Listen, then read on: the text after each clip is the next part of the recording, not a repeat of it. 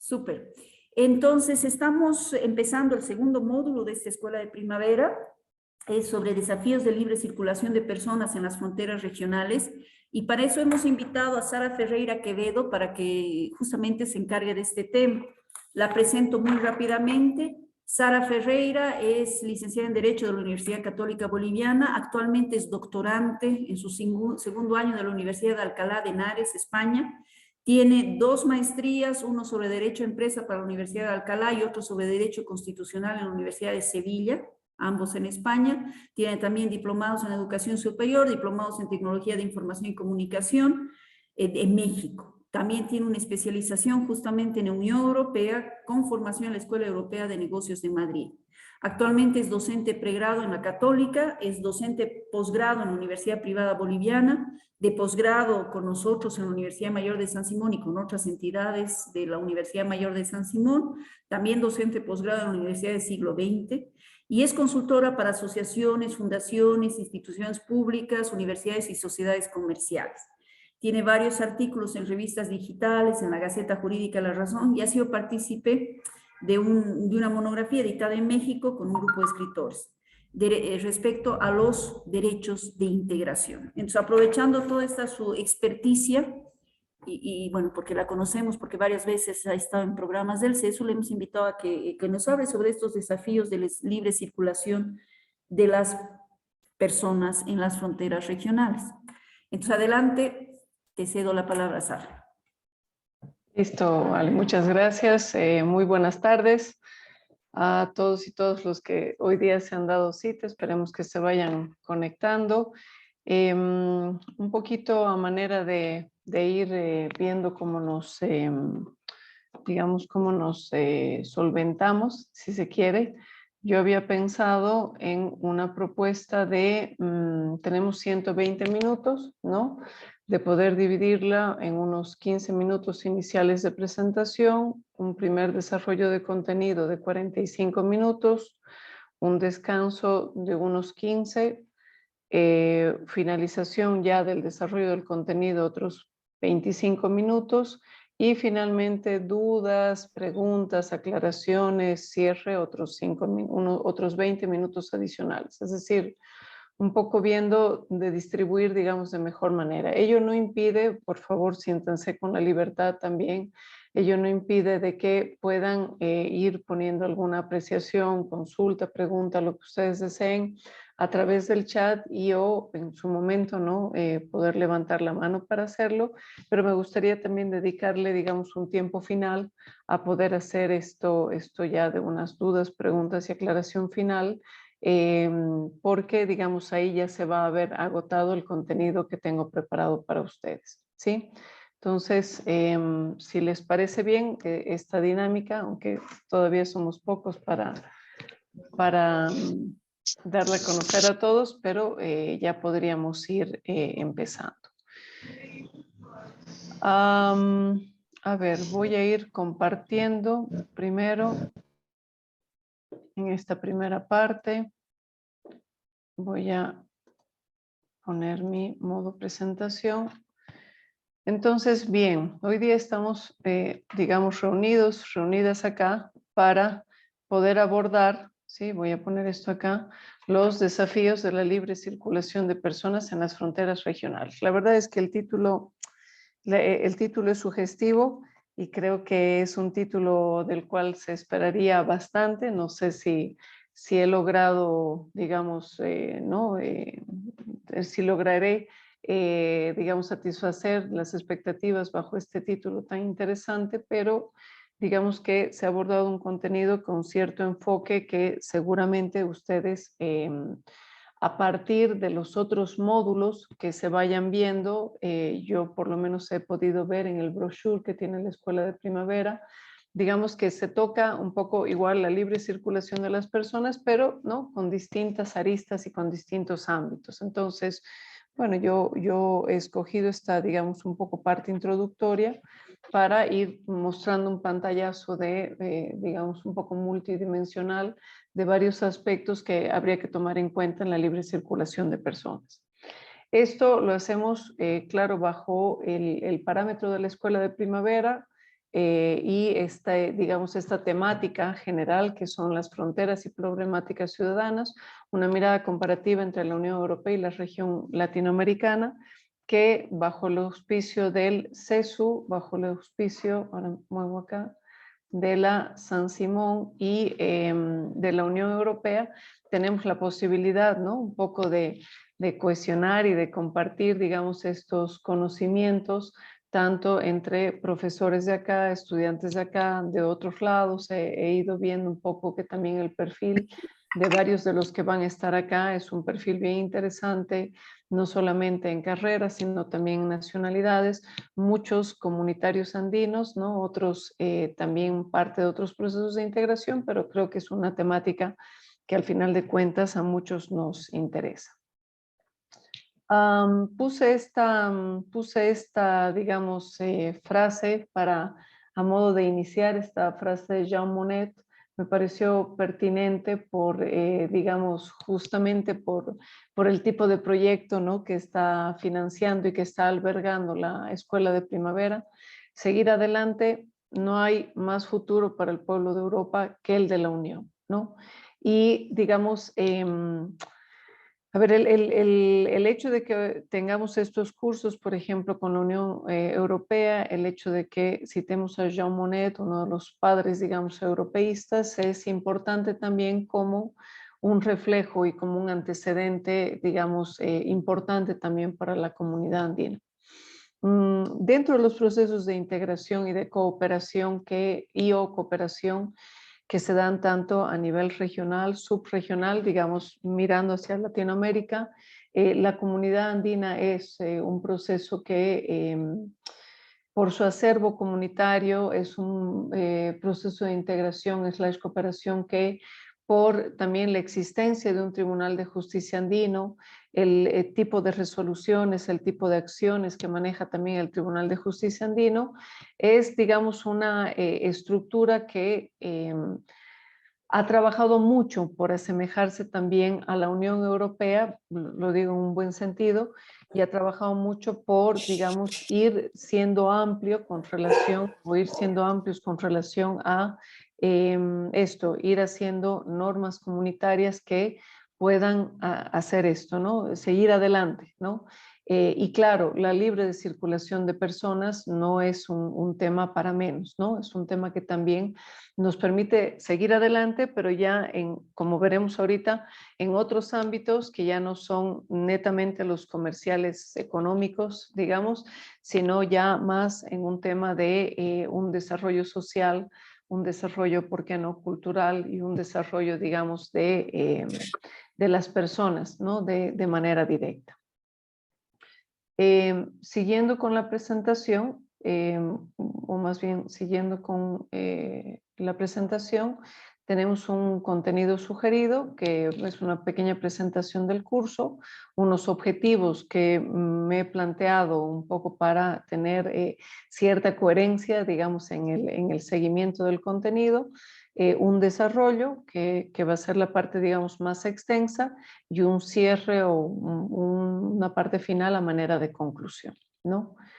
Decíamos que este curso crédito está organizado por el CESUMS en el marco del proyecto Diplomacia Cultural de la Unión Europea en la Comunidad Andina, ¿no?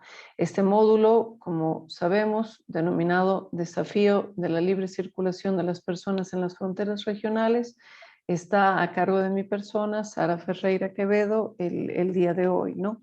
Bueno, en Cochabamba, digamos, porque yo estoy en Cochabamba, aunque de manera virtual. Le agradezco a Alejandra su presentación, simplemente hacerla, digamos, un poco más calurosa, en el sentido de que yo me interesé por los temas de integración en ocasión de la primera oportunidad que tuve de hacer una maestría en Alcalá de Henares. Y en esta maestría, como era normal, claro, nos empezaron a hablar de decisiones, directivas, nos empezaron a hablar de reglamentos y nos empezaron a hablar de una lógica de normas comunitarias y de jurisprudencia comunitaria y de, ¿no ve? Muchos parámetros que, digamos, los que no habíamos visto, por ejemplo, comunidad andina u otro, estábamos un poco perdidos, ¿no? Por suerte, un buen profesor, Carlos Molina del Pozo, que es referente también a nivel europeo de Derecho de Integración, nos dio la oportunidad a un grupo de estudiantes que de alguna forma nos destacamos y que de alguna forma hicimos algunos méritos, digamos, académicos, de hacer un curso gratuito en la escuela europea. Y en esta escuela europea era un curso intensivo donde, digamos, era de la A a la Z en la Escuela Diplomática Europea, y era de la A a la Z todo lo que conllevaba, ¿no? El derecho de integración y sobre todo lo que conllevaba la Unión Europea, ¿no? A mí me tocó estar justamente cuando se aprueba el Tratado de Lisboa por Merkel, y bueno, fue, digamos, además esa, digamos, ya como vivencia personal, hizo que a la vuelta o al regreso al país yo me fuera interesando más en estos temas, digamos, si los fuera investigando ya más, ya desde el punto de vista latinoamericano, ¿no? Entonces, por eso, por ejemplo, la comunidad andina, hoy en día comunidad andina, es un proceso de integración que a mí digamos, me parece interesante porque es eso, ¿no? Es el parámetro de comparación que yo hago con la Unión Europea es, digamos, o sea, es muy estrecho, ¿no? Quiere decir que tiene mucho que ver con esto, ¿no? Entonces, es un poco para comentarles cómo surgió esta idea y cómo surgió este gusto por, digamos, todo el aspecto integracionista, ¿no? E ir indagando un poco más. Entonces yo además agradezco al CESU, en la persona también de Alejandra y de los coordinadores, haberme hecho partícipe de esto. Ya pasando un poco el tema de la presentación, digamos como objetivos, me fija un objetivo general y unos específicos, a ver si no me he ido por la tangente, es abordar las políticas de movilidad concernientes a la libertad de circulación de las personas en la región andina y los desafíos también a consecuencia o post pandemia, ¿no? La verdad es que llevar adelante este objetivo general conllevaría, digamos, toda una investigación seguramente de mucho más tiempo, ¿no? Pero, digamos, vamos a poder establecer un pantallazo, por ejemplo, acá. Y ya como objetivos específicos, el primero de estos es enunciar normas comunitarias sobre políticas relacionadas a la libre circulación de las personas en la región andina, digamos, una pseudo línea histórica, digamos, que he creado, y abordar, como segundo objetivo específico, abordar el Estatuto Migratorio Andino como una política determinada respecto a la libre circulación en fronteras regionales, y finalmente identificar algunos cambios potenciales y enfoque de las políticas. Juan, estás con tu micrófono, de las políticas de libre circulación de las personas post pandemia, ¿no? Y bueno, en consecuencia iremos un poquito revisando esto. No sé si antes de entrar al desarrollo, alguien quisiera comentar algo, señalar algo, hacer, digamos, alguna pregunta o sugerencia antes de que podamos ir haciendo el desarrollo. Yo he partido, y quizás esto también debería decirlo, yo he partido, lo voy a decir así, de un punto en el cual directamente voy a ir señalando estas normas comunitarias, por ejemplo, para ir logrando este primer objetivo, pero quizás si alguien desea, ¿no?, que yo retroceda un poquito en lo que es la comprensión global, por ejemplo, de la comunidad andina. La comunidad andina ha tenido un estudio, digamos, casi todos los documentos, incluso si ustedes quieren ir visitando ahorita mismo, mientras estamos aquí, la página web de la comunidad andina, van a encontrar que hay, digamos, mucha información que se va actualizando, y, digamos, hay una forma de abordarla muy institucional, ¿no? a través de los órganos que tiene la comunidad andina, ¿no? Entonces, estas normas que vamos a ir sacando van a ser normas, por ejemplo, que sacan estos órganos, ¿no? Que como los órganos de la Unión Europea tienen un carácter supranacional y tienen además, digamos, fuerza vinculante.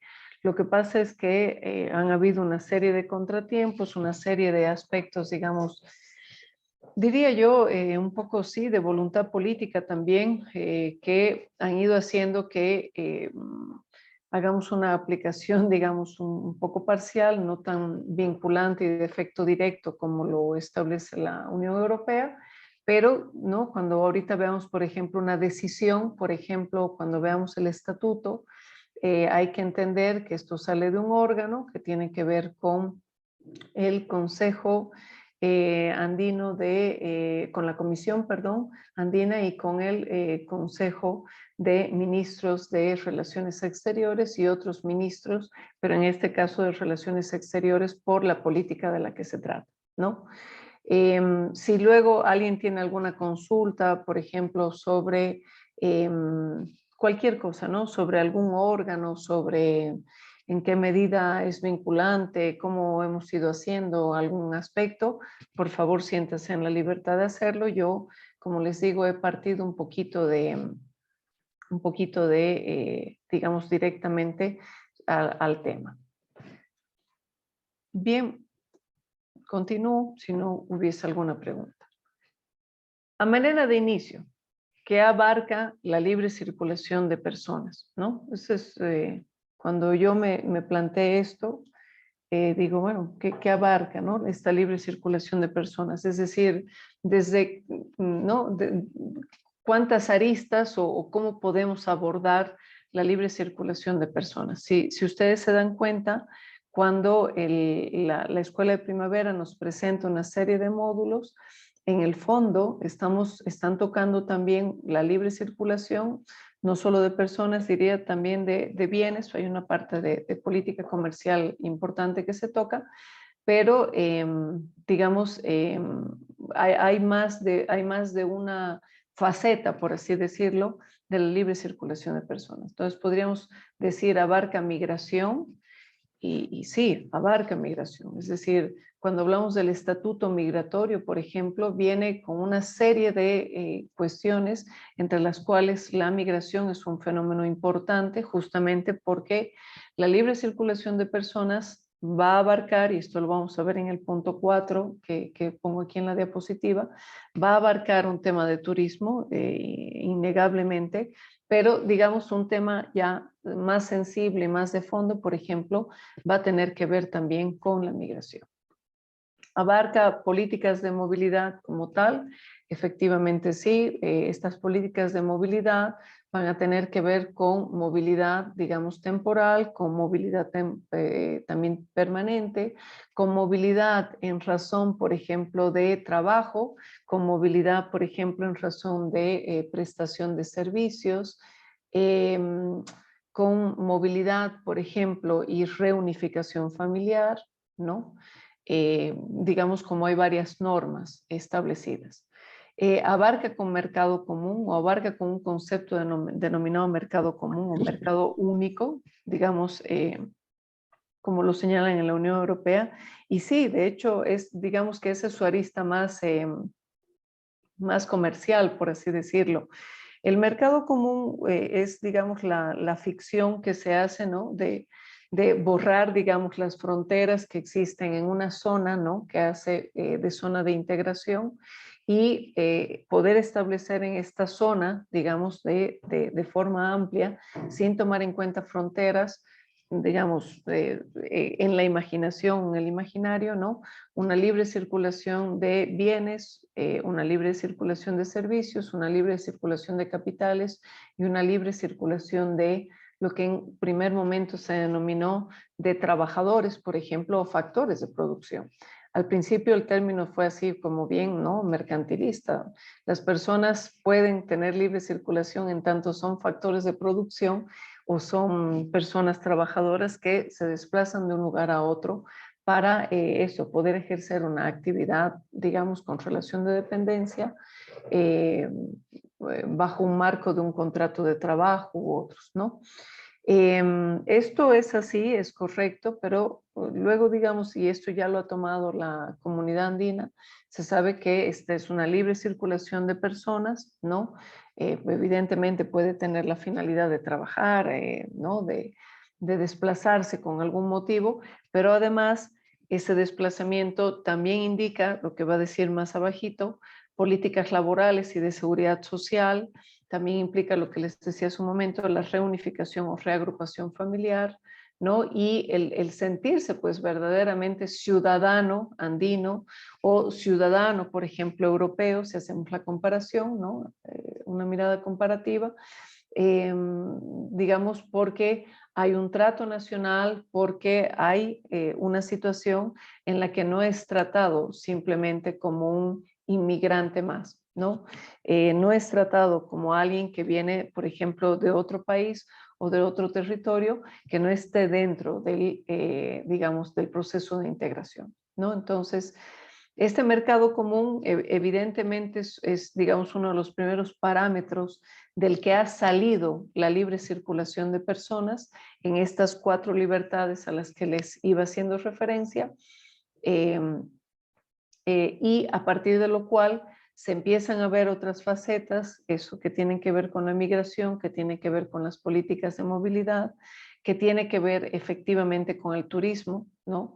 Creo que, digamos, esa libre circulación fue una de las facetas, digamos, más sencillas, si se quiere, de abrir, ¿no? Es conocido por todos nosotros que, por ejemplo, para movernos a un país miembro de la comunidad andina, por ejemplo, ¿no? Basta, por ejemplo, nuestro carnet de identidad o el hecho de tener un pasaporte, ¿no? Que también tenga esta identidad andina, pues esta, digamos, ha sido allanado. Lo que pasa es que el turismo tiene también un límite, ¿no? Según las normas comunitarias, es un límite de 90 días hasta 180 días, después de lo cual ya hay que empezar a entender que se trata ya de una residencia o más definitiva o de, digamos, índole temporal, ¿no?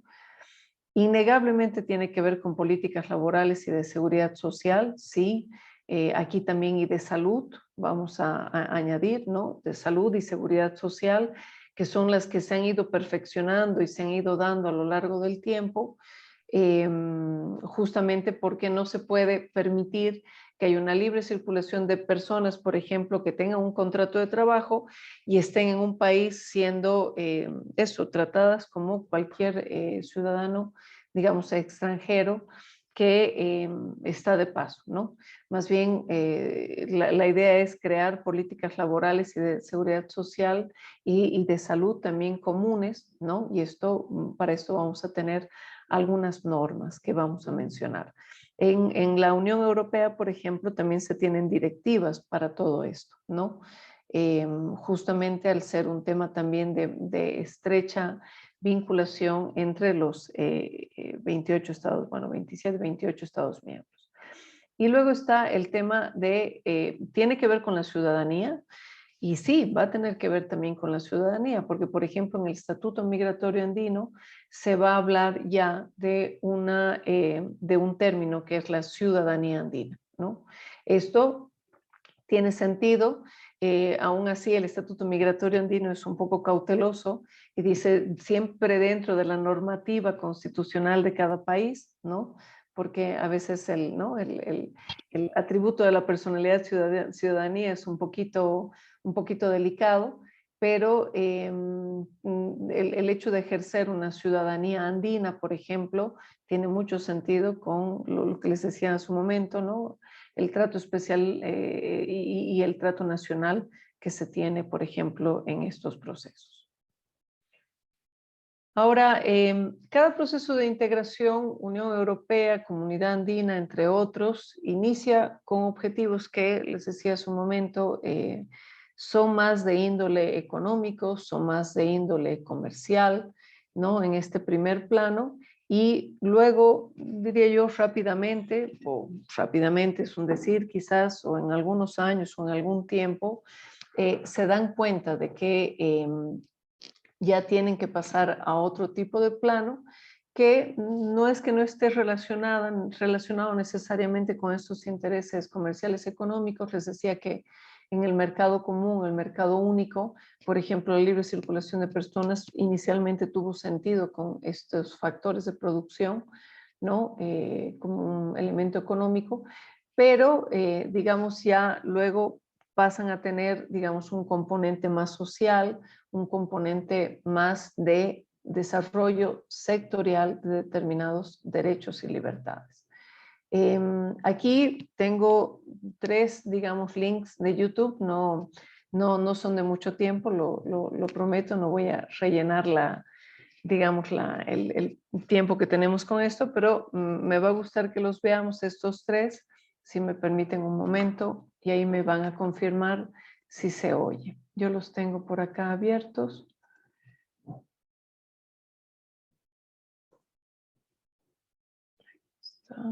¿Dónde los tengo? Ahí está. Este es el primero. No sé si se oye. ¿Me pueden confirmar? Se oye suavito, suavito. ¿Oye suavito, suavito? Sí, si A le ver, aumentas. sí. Un minutito, por favor. Betsy and Mitzi Ahora sí. left him last year. ¿Sí? ¿Mejor? Sí. Perfecto. Este es el primer video que tengo preparado. A ver, solamente para recordar, ¿ya? Decía, cada proceso de integración en la Unión Europea inicia con objetivos que, si bien primero son económicos, ¿no? Luego se ven o se hacen esfuerzos en profundizar la integración en este plano más social y en el desarrollo sectorial de ciertos derechos y libertades. Entonces, a manera, digamos, de hacer una comparativa, vamos a ver pequeñito un video de YouTube de, digamos, la parte europea, uno pequeñito que tiene que ver con, digamos, la comunidad andina, ¿no? Un poco para ir comparando, y uno pequeñito que tiene que ver con un tema de derechos y libertades, porque, digamos, el enfoque que voy a seguir va a tener que ver también con este último. Déjenme solamente mirar allá. Gracias, Fátima. Entonces, ahora sí. Lo hago grande y voy corriendo. This is Vincent Bramble. Since his wife, Betsy, and Mitzi, his cat, left him last year, he's been really moody about everybody and everything. But one thing Vincent has always had a problem with is foreigners, especially the new lot, all these Ivankas, Elenas, Bogdans, or Pedro, Joaos, social benefits abusers, stealing honest people's jobs for peanuts as a wage, stealing people's lives, wives, even their cats. Where was I? Oh, yes. The thing about Vincent is that he's never been that good with figures. The truth is that only 2.8% of EU citizens live in another country than their own, which makes the invasion Vincent likes to harp on about slightly exaggerated. And about that abusers thing, immigrants from the European Economic Area contribute on average 34% more to the fiscal system than they take out. But Vincent is not wrong about everything. Migrant wages are, in certain areas, very low compared to those of local people. However, what we do know, straight from the horse's mouth, is that those workers are not against the idea of getting a better wage, unlike the companies exploiting them at low cost, sometimes illegally. Feeling any better there? Now let's talk about something that'll really make you feel better. Your future pension. Guess who's going to finance it? That's right. This wave of young, healthy, active people, not only coming from EU countries, by the way, who have babies. Isn't that lovely? Clichés die hard, but let's look at the facts. Free movement of people is an opportunity for progress in a Europe of solidarity and cultural diversity.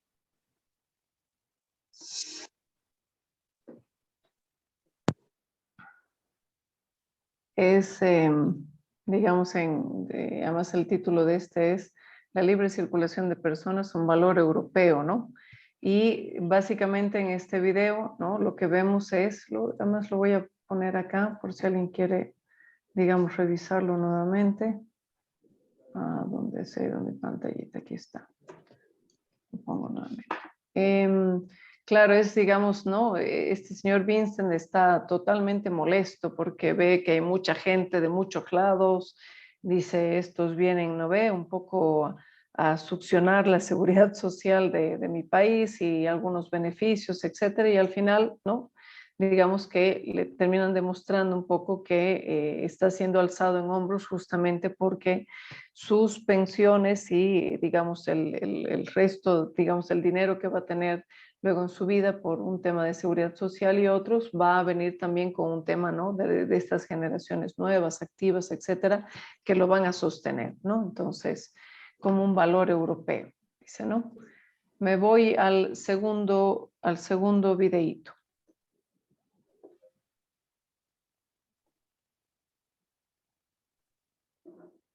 Atención a esta noticia. A partir de marzo próximo, los ciudadanos de 4 países de Sudamérica, incluido Colombia, no tendrán que pedir permisos especiales para trabajar o residir en ellos.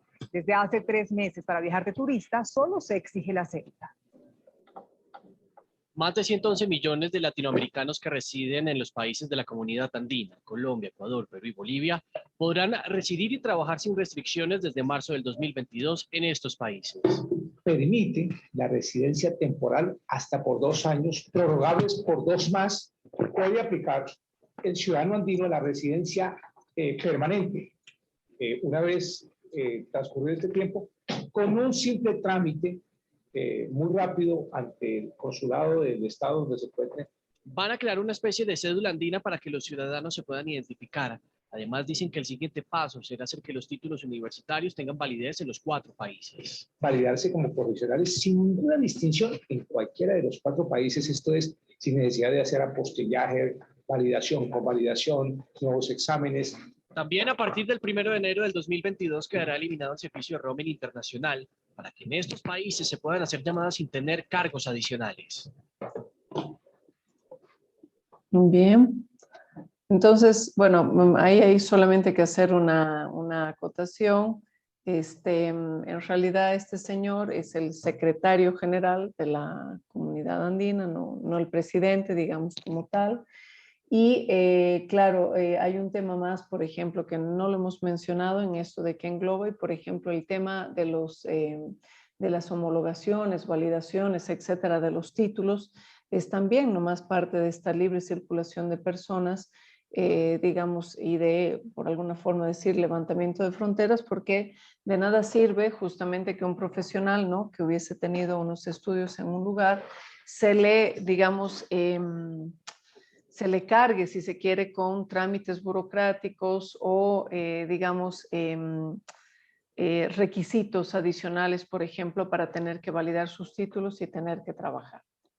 Y ya el último, como ven, duran de a 1 minuto, ya es, digamos, con otro enfoque, ¿no? Hemos visto Unión Europea, hemos visto Comunidad Andina y este otro va a tener un poquito otro enfoque. Lo voy subiendo esto acá. Esto lo hago así y empiezo. ¿A dónde iría si el mundo no tuviera límites? Si pudiera desafiar todas las fronteras. Si pudiera ser jinete del viento. ¿A dónde llegaría? Si todos los caminos estuvieran abiertos para mí. ¿A dónde iría? Si pudiera volar. Si fuera libre. Libre para moverme.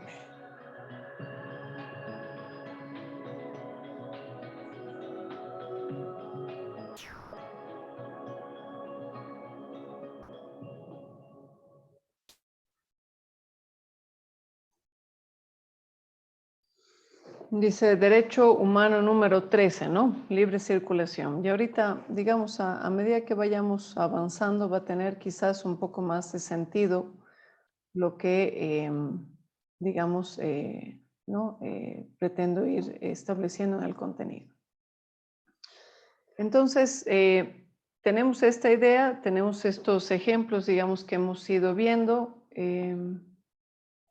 No quiero esto. Ya, esta idea que hemos ido viendo. Y ya un poco cumpliendo el objetivo A manera, digamos, de enunciar algunas normas y a manera de antecedentes. A ver, cualquier proceso de integración y cooperación, quizás esto es algo que haya que aclarar, perdón, para algunos que ya lo conocen y que quizás suene muy básico. Digamos, hay unas normas comunitarias, digamos, que son originarias, se les denomina, y que están compuestas por, digamos, los tratados fundacionales o los protocolos, en el caso latinoamericano, que han ido cambiando algún tratado fundacional. En el caso, por ejemplo, de la Unión Europea, tenemos varios tratados, quienes han podido, digamos, ir analizando esto. He visto el perfil de muchos de ustedes. Efectivamente, hay un perfil, digamos, que está familiarizado con esto. Y en el caso de la comunidad andina, si bien en 1960 ya tuvimos una declaración, pero en 1969 tenemos ya la conformación del Pacto Andino a partir de la firma de un tratado que se denomina el Acuerdo de Cartagena, ¿no? Un poco lo que dice el Acuerdo de Cartagena es que hay una finalidad de lograr un desarrollo equilibrado y armónico entre los países miembros y luego para la formación gradual de un mercado común latinoamericano.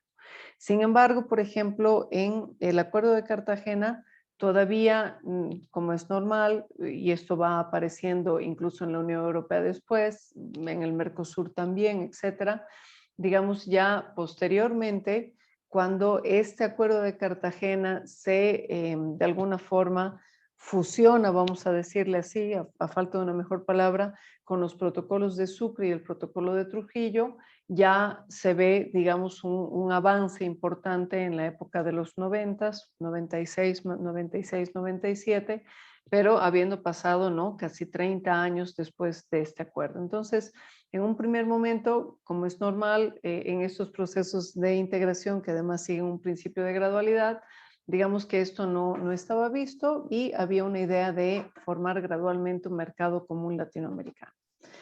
En 1996 y todavía en los 70s incluso ya se establecen algunas normas de corte internacional público, todavía no de efecto directo y aplicación vinculante, digamos, con relación a temas laborales y con relación a migración.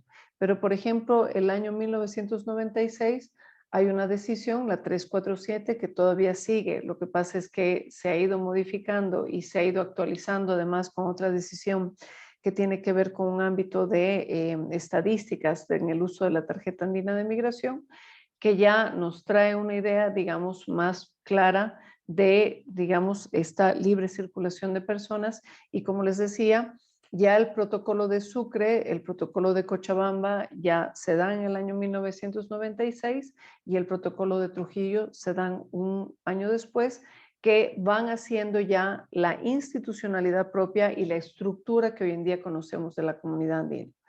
Es algo raro, es algo extraño, pero en los procesos de integración, por ejemplo, como la Unión Europea, como la Comunidad Andina, yo hace rato les decía a modo de vivencia personal que yo estuve cuando se aprobó el Tratado de Lisboa, porque el Tratado de Lisboa recién establece la personalidad jurídica, digamos, de los años 50 al 2006-8, más o menos, de la Unión Europea como la conocemos hoy. De hecho, la comunidad andina, como la conocemos hoy, nace como Comunidad Andina de Naciones, pero recién en el año 96 con una personería o personalidad jurídica propia de corte internacional, pero durante este tiempo era el Acuerdo de Cartagena y recién en el 96 también crea la estructura institucional a través del Sistema Andino de Integración, que hoy en día conocemos, digamos, y que ya nos es familiar, pero pasaron alrededor de 30 años para que esto suceda así. Tenemos este periodo que lo he agrupado, digamos, del 96 al 97. Les decía el acuerdo, eso hay que ver porque Por ejemplo, en la web de la Comunidad Andina, el Acuerdo de Cartagena ya está integrado con el protocolo de Trujillo y Sucre, es decir, no está el Acuerdo de Cartagena solo. Entonces ustedes pueden decir, a ver, ¿cómo nos ha dicho que el 69 no se hablaba nada, digamos, de integración fronteriza o de libre circulación, cuando yo ahorita me descargo un Acuerdo de Cartagena y puedo ver que está este artículo 3? De hecho, este artículo 3, la redacción de este artículo, entre muchos otros, es justamente traído por estos protocolos, y para alcanzar ese mercado común, ¿no? Tenemos estas acciones, y tenemos también, digamos, la reforma de la Comunidad Andina a través de un, digamos, nivel intermedio o nivel meso, que es el Sistema Andino de Integración, que engloba a los demás órganos de la Comunidad Andina. Entonces, tenemos una estructura de la Comunidad Andina, tenemos una mesoestructura del Sistema Andino de Integración, que a partir de allí se ramifican todos los órganos, como son la Secretaría General, como son la Comisión, el Consejo Presidencial Andino, el Consejo de Ministros de Relaciones Exteriores y otras conformaciones, convenio Hipólito Unanue, es decir, varios órganos que, dependiendo de sus funciones, facultades, están albergados en el SAI, que como estructura meso, digamos, coordina ciertas reuniones, por lo menos una vez al año, para, digamos, saber que todos están avanzando y están convergiendo, digamos, en una misma línea, en una misma meta, que usualmente crea la presidencia pro tempore por abecedario, ¿no? Y claro, hay una apertura económica y liberalización de flujos financieros y de personas que al inicio, en el 69, y a pesar de que en los 70 hubieron también alguna norma, pero de nuevo, no con la estructura del SAI o de los órganos que hoy en día hay, pero ya esto se añade y es, digamos, hablamos más propiamente de la libre circulación de personas. A partir de allí ya hay muchas, digamos, decisiones e instrumentos, podemos ir viéndolos uno por uno. El 2001, la creación del pasaporte andino, ¿no? El reconocimiento de esto de los documentos nacionales como de identificación como el requisito para poder movernos, digamos. La libre circulación, les decía, apareja esto, ¿no? Un quitar las fronteras, digamos, con ciertos fines. Por ejemplo, el turístico es el que más conocemos, justamente para allanar, digamos, ese camino, ¿no? Y que sea menos complicado. El año 2003, a través de la decisión 545, se da el instrumento andino de migración laboral. El 2004 hay, digamos, varios instrumentos o varias decisiones que se dan también con relación ya no solo a la migración laboral, sino también a la seguridad social, salud, y digamos en el mismo año 2004 se da este seminario que es bien interesante, y aquí, digamos, lo que hice fue recuperar en este punto para que ustedes puedan ir viendo. Este es el seminario que les decía que se dio el año 2004. Y la verdad es que en esta temporada, hasta incluso el 2013, se da eso, se hace bastante hincapié en que esta libre circulación de personas está muy comprometida al ámbito laboral, está muy comprometida al ámbito de seguridad social, está muy comprometida con las políticas de migración, y por lo tanto se empieza a trabajar mucho en esto. Hay un compendio, si vale el término, normativo importante con relación a todos estos temas, pero que sin embargo nunca han podido ser aplicados, digamos, definitivamente, porque la comunidad andina también tiene sus procesos, y muchas veces el tema político, les decía hace un momento, nos toca, ¿no? Aquí, por ejemplo, hay unas conclusiones y recomendaciones interesantes de este seminario que las dejé acá, y además, miren, hacen también alusión, ¿no?, al espacio Schengen, por ejemplo.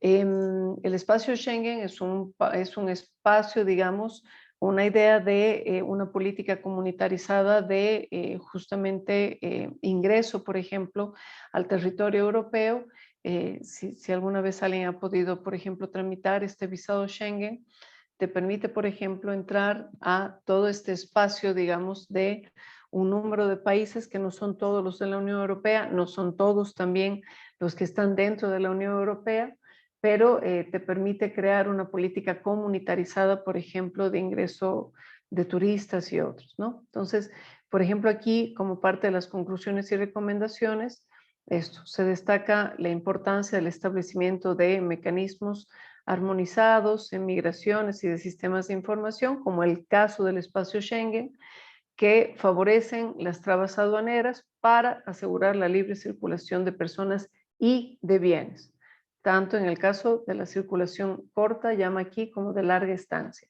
En realidad hoy en día se llama más permanente o definitivo. Se abordan, digamos, políticas migratorias como una herramienta que promueve el desarrollo económico ya y social. No desprende el desarrollo económico, evidentemente, pero sí ya hay una cohesión, un sentido social en el proceso de apertura gradual de fronteras mediante el desarrollo de la normativa andina, ¿no? Después de la pandemia, además, se ha visto, un poco adelantándome, además se ha visto que,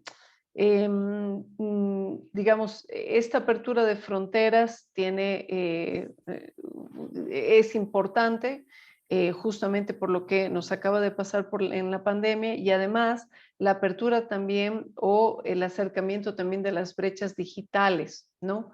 Y eso también va a ser interesante porque hay una decisión que es de este año, si mal no recuerdo, la 897 u 898, que justamente va a tratar un poco de ir acortando estas brechas digitales también como una forma, ¿no? de movilidad que no es evidentemente física, pero por ejemplo cuando te dicen se levanta el roaming, etcétera, también te están dando facilidades para ir acortando estas brechas, ¿no?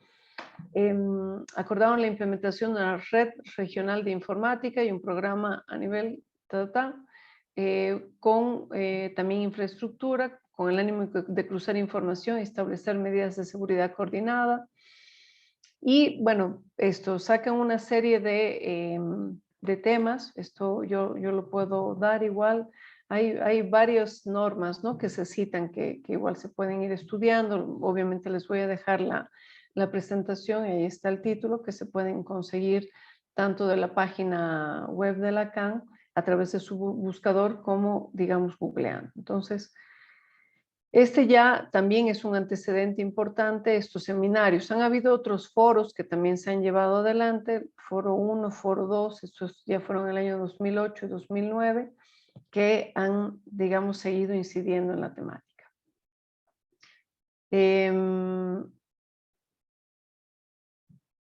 Y desde el 2013, ya eso los pongo juntos, hay la propuesta del Estatuto Migratorio Andino, ya como una norma un poco más compacta, si se quiere, de las normas que habían anteriormente, y con, les decía, conceptos novedosos como el de ciudadanía andina y otro. Esto, para que vean cómo son los tiempos también de los procesos, se hace posible 8 años más tarde a través de la decisión 878, ¿no?, como Estatuto Migratorio Andino.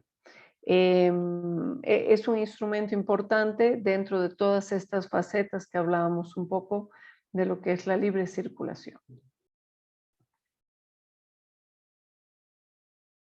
En este punto, sí, en este punto, para ir cumpliendo el objetivo B, hago un paréntesis, un poco cumpliendo con los tiempos que más o menos había previsto.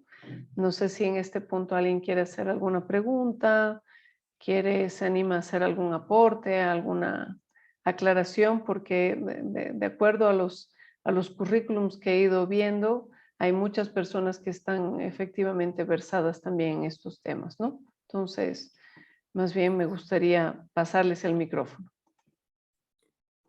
Vaya levantando la mano, ahí hay Misael Soto que tiene. Hola, buenas tardes. Hola Misael, Eh, buenas tardes.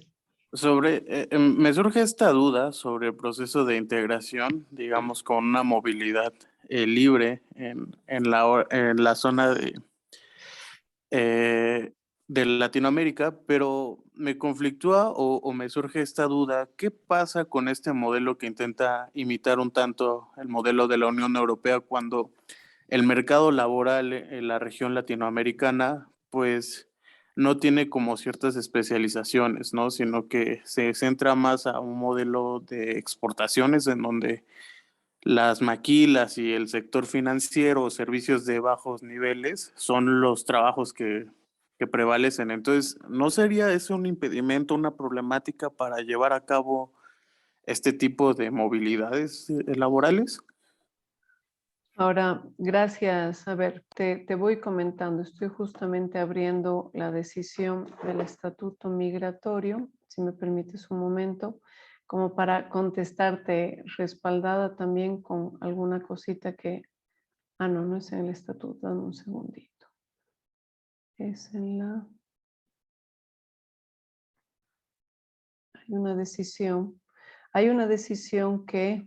A ver si la tengo abierta aquí o no. Seguro que sí, dame un minutito.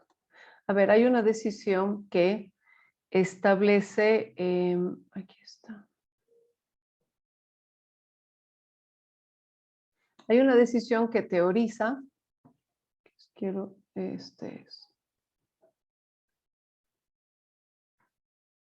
aquí está, perdón que haya tardado un poquito. Te lo comparto, Misael. Justamente en esa realidad, por ejemplo, esta decisión, ¿sí? Que es anterior, que es del año 2003, la decisión 545, que está enunciada en la presentación, es el instrumento andino de migración laboral, ¿no? Esta decisión establece varias conceptualizaciones y entre ellas, voy a ir poniendo más grande, está el trabajador con desplazamiento individual, el trabajador de empresa, el trabajador de temporada y el trabajador fronterizo, ¿no? En cuanto, y claro, luego se va caracterizando cada uno de ellos, ¿no? Por ejemplo, en cuanto al trabajador, aquí está.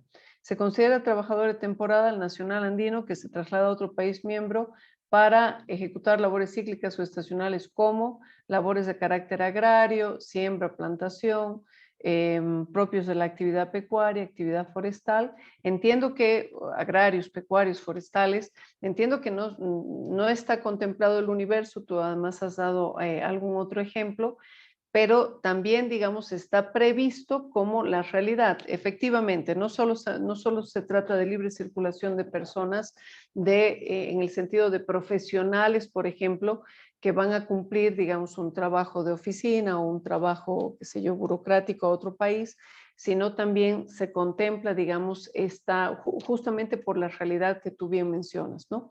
Entonces, se contempla también esta tipología justamente para de nuevo, aunque parezca una encuadernación, ¿no ve? De los tipos de trabajadores o una lista de los tipos de trabajadores, la idea es justamente que si están en una, digamos, lista determinada, en una franja determinada, allanarles el camino porque se sabe, por ejemplo, que son trabajadores de temporada, ¿no? La diferencia de otros. Entonces, los requisitos son diferentes, tiene que haber una, digamos, versatilidad en cuanto a no hacer exigencias complicadas justamente por el tipo de trabajador del que se trata. Es decir, mira, Misael, desde que se ven estos temas a partir de los 90s, pero con más incidencia a partir del año 2000 y siguientes, hasta, digamos, la consolidación, por ejemplo, con el Estatuto Andino de Migración ahora,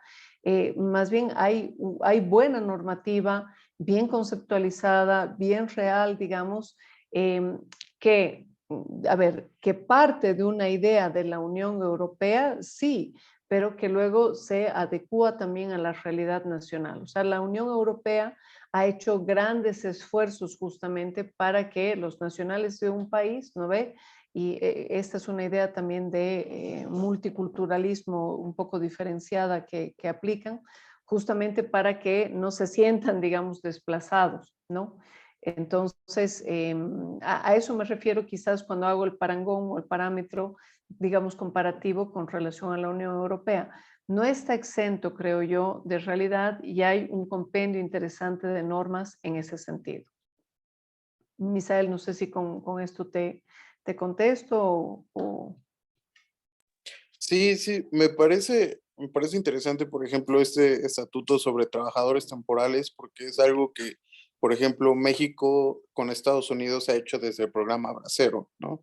En cuanto a esta forma de poder satisfacer como demandas de mercado laboral, cuando Estados Unidos se fue a la Segunda Guerra Mundial, o cuando son tiempos de colecta, ¿no?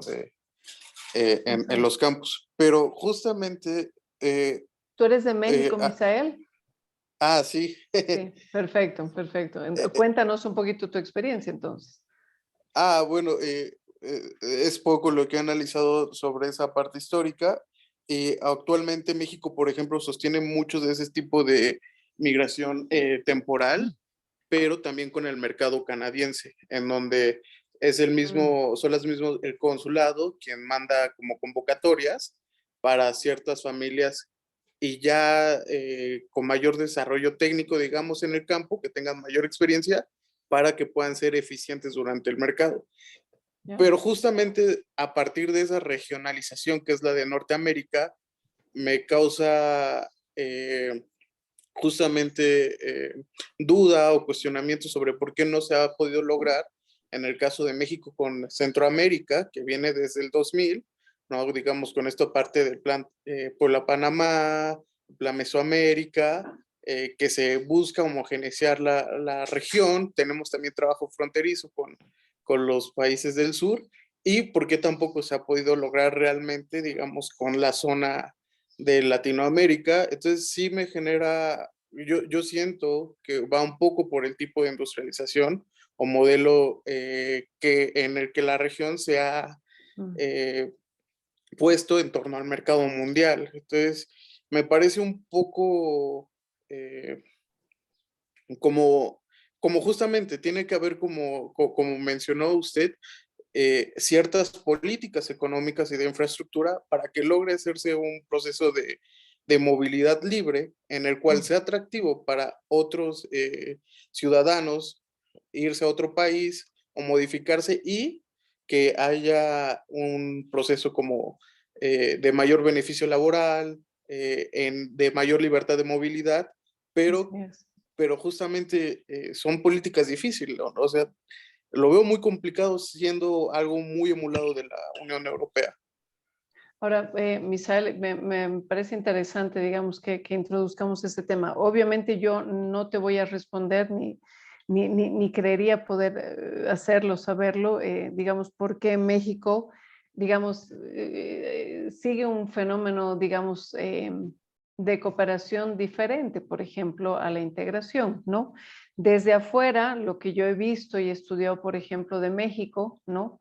Es que efectivamente México, digamos, parece convenirle y su política, digamos, exterior comercial, parece ir esto más por la línea de Norteamérica, y ahí quizás Alejandra nos pueda ayudar, más por la línea de Norteamérica y claro, en lo que son procesos de integración latinoamericanos, por ejemplo, ALADI, UNASUR, poco más, pero no con una participación, digamos, muy importante. Es decir, es importante para nosotros tener a México de repente en la ALADI, sí, pero no es que tenga una participación, digamos, además que México hace un poco, digamos, lo que desea con relación a sus relaciones bilaterales. Esto lo estoy diciendo en el sentido de ALADI, por ejemplo, que ha ido estableciendo relaciones justamente con Canadá y Estados Unidos sin tener que dar esas mismas prerrogativas, por ejemplo, a los demás miembros de ALADI. Entonces, yo desde afuera veo que la situación de México, y esto lo digo, no sé por qué, tiene una situación en la que esta política exterior va más hacia el norte, va más hacia convenios bilaterales, no tanto una idea integracionista, ¿no? Como tú también estás ahorita referenciando. Alejandra, no sé si tú quieres justamente acotar esto. No, para nada. Más bien yo estaba siguiendo un poquito en las reflexiones de Misael. Yo, lo que pasa es que yo tiendo a ver esto desde los movimientos ciudadanos, desde por dónde circulan los ciudadanos, ¿no? Entonces hay una cuestión, y sí, yo pensaba en la misma dirección y no mirando a México, sino mirando a la región. Bueno, nos estamos acá acercando mucho en estos estatutos migratorios al modelo de la Unión Europea, pero yo pensaba, a ver, y les voy a dar por dónde iba mi razonamiento, un ejemplo. Es decir, estamos en sociedades, en el caso de Cochabamba, de Bolivia, donde estamos hablando de 80% de informalidades y donde el 80% de la población se mueve en el sector informal. En Perú también es un alto porcentaje. Entonces ahí muy bien, libre circulación, pero si el empleo es informal, ¿por dónde estás alentando en la práctica, en lo que sucede en la realidad a la libre circulación? Pero ahí hay el otro problema y es el tema de educación y salud, y ahí estoy totalmente de acuerdo con Misael. Es decir, ¿dónde está la infraestructura que tiene que tener cada país respecto a educación y salud? Incluso ayer preguntaba al conferencista de la Universidad de Bucarest y le decía, bueno, ¿y cómo se soluciona? Si la Unión Europea estaba respondiendo a la preocupación, es decir, a las necesidades educativas de los refugiados de Ucrania, de manera que me decían, no, es competencia nacional, aquí también es competencia nacional. Y cuando hacíamos una investigación con Yolanda, que debe estar por ahí, sobre los venezolanos, la migración, ¿tú te acuerdas? Porque te contactamos. De acuerdo. Antes venezolanos que estaban en Bolivia, por ejemplo, que no eran muchos el 2018, pero se ha disparado ahora el número. Uno de los grandes problemas que salía en las entrevistas era no había educación, porque los colegios, incluso para las poblaciones locales, sobre todo secundaria, no hay cupos, ¿no? Entonces, estamos hablando de, bueno, en el caso venezolano no está, pero digamos, o cualquier otro que llegue de la comunidad andina, tampoco va a tener espacio para entrar a las escuelas. A las escuelas. Entonces, ahí hay un tema entre lo que es la normativa y lo que sucede en la realidad, ¿no?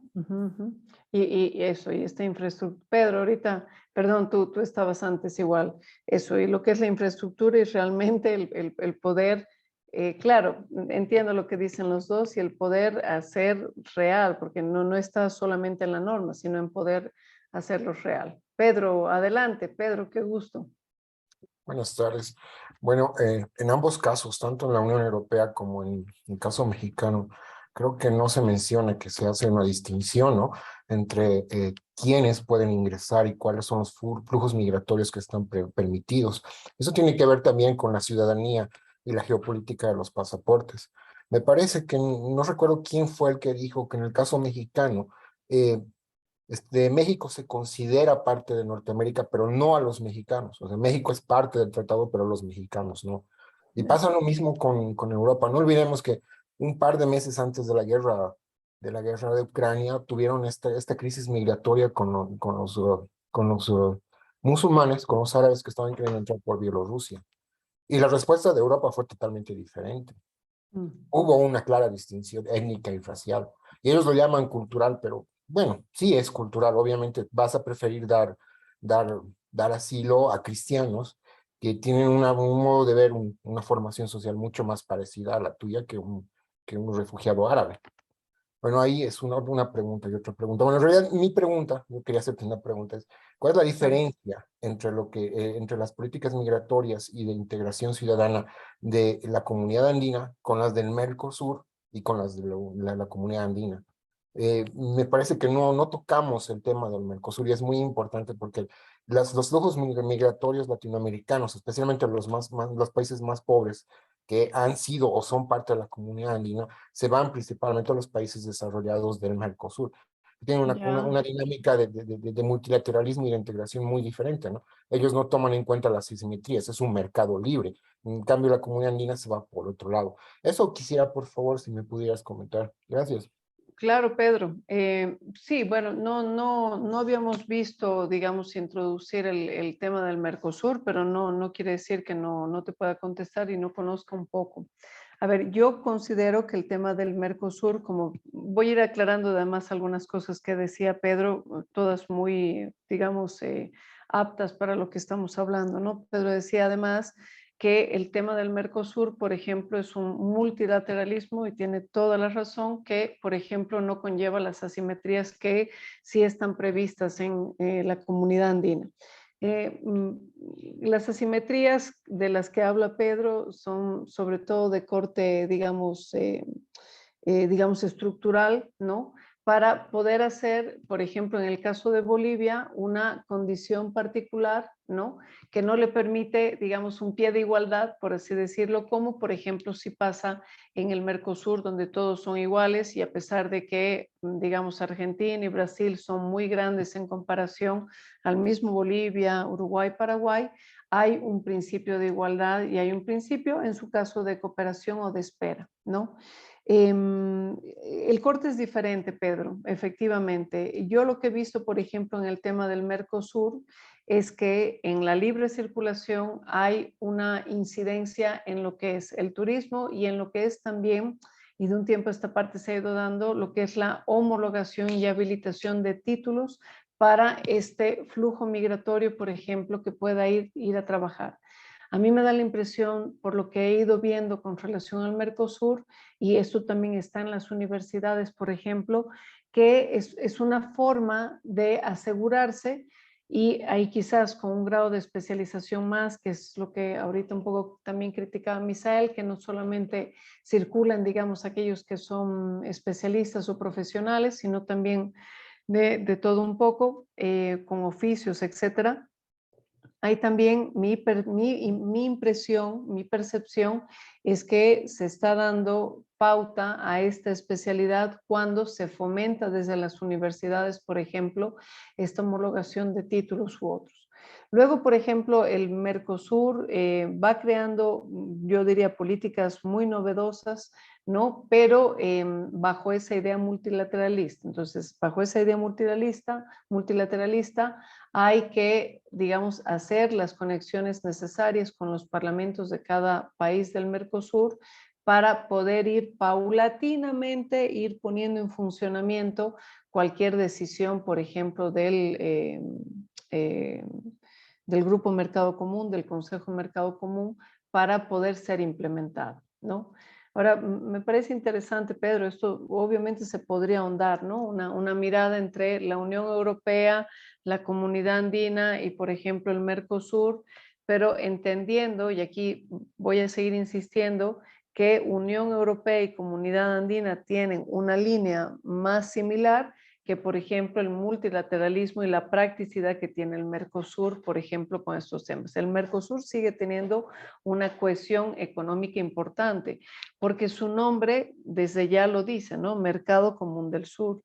El Mercosur nace con la idea de llegar a una etapa, digamos, de un proceso que es una etapa posterior, ¿no? En el tiempo, pero que va formando a partir de zonas de libre comercio, aduaneras, etcétera, anteriormente, pero que entra un poquito, digamos, con ese ímpetu, ¿no? De hacer este mercado común del sur. Entonces, eso es, Pedro, digamos, lo que ahorita desde mi perspectiva podría aportar. Saúl. Sí, yo soy de Guatemala y bueno, Un gusto, Saúl. aquí está el ejemplo del CA4, la libre movilidad entre Guatemala, El Salvador, Honduras y Nicaragua.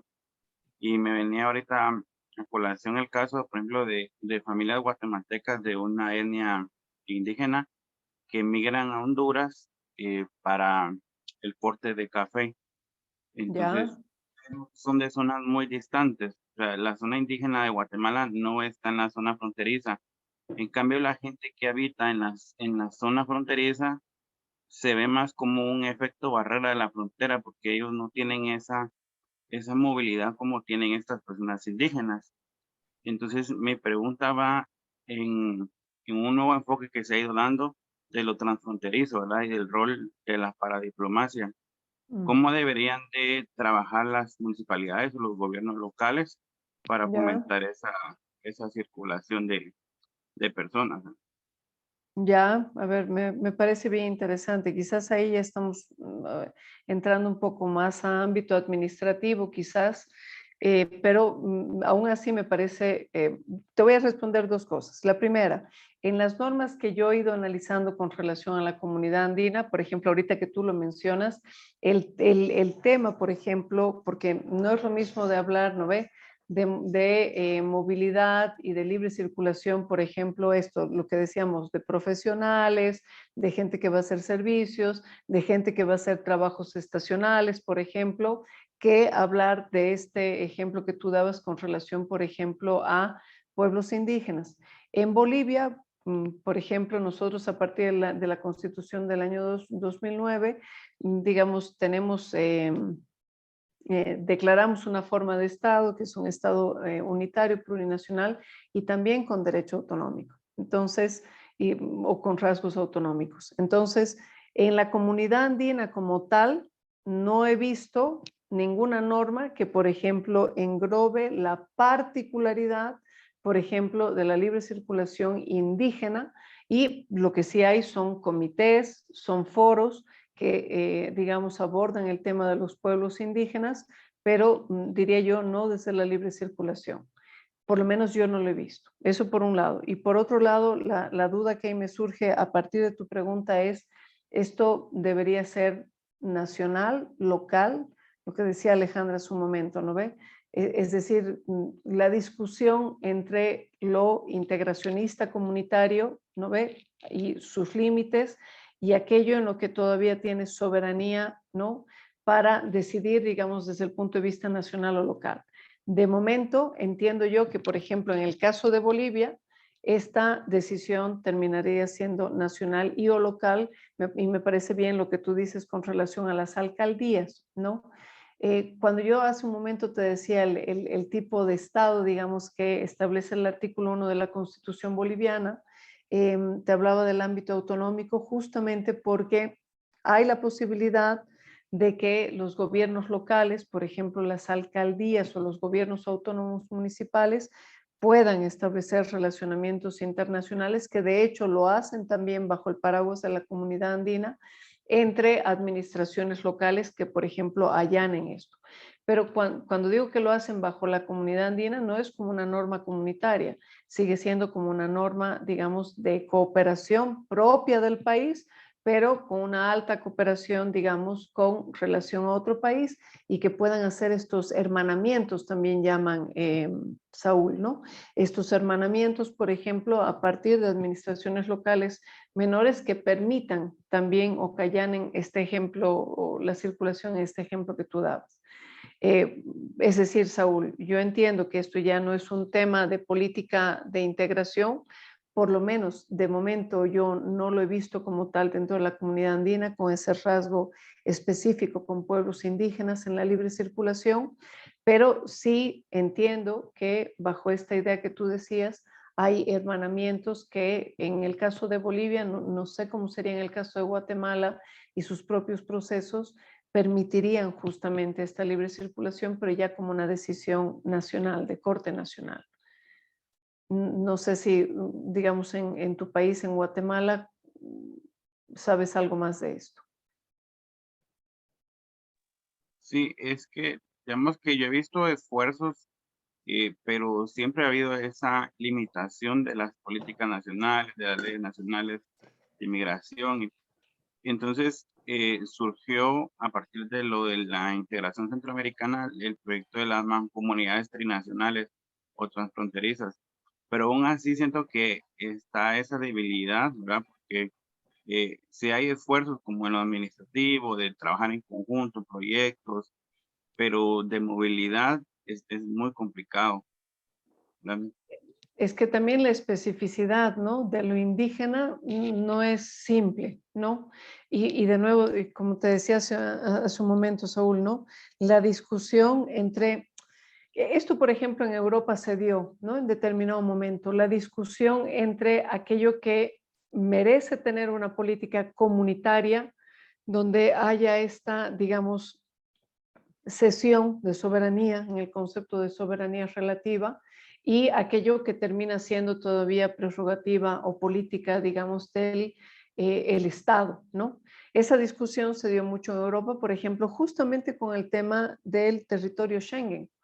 En el tema del territorio Schengen se discutía si los países, por ejemplo, miembros debían guardar para sí esta política, digamos, de migración. Es decir, yo tengo derecho a decir quién entra en mis fronteras. Cuando piden un visado a través de otra embajada, no ve, de otro país, y ese visado te permite entrar a mi frontera, ¿no? O sea, yo entiendo que ya ahí no tengo la política. Eso sucedió también incluso con Bolivia, cuando Bolivia pasa de una lista en la que no necesitaba visado a necesitar visado, por ejemplo. Lo voy a poner así, Saúl, digamos, perjudicando la entrada a cualquiera de los países por un concepto de frenar la inmigración, por ejemplo, a países como Italia, España, donde efectivamente muchos de nuestros nacionales estaban yendo con fines no solamente turísticos, sino turísticos a quedarse, ¿no? De forma ilegal, ¿no?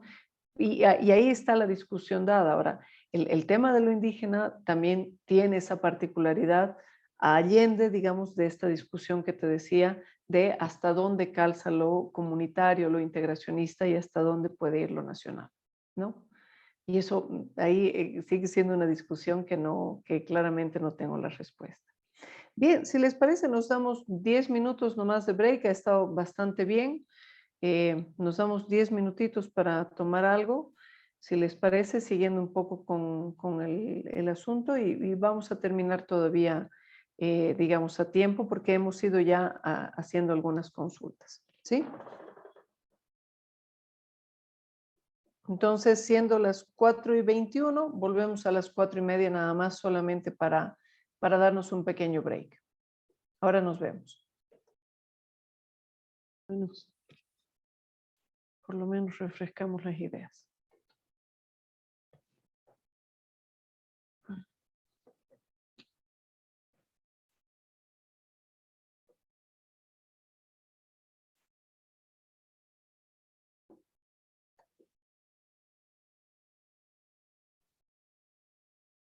Ahora empezamos.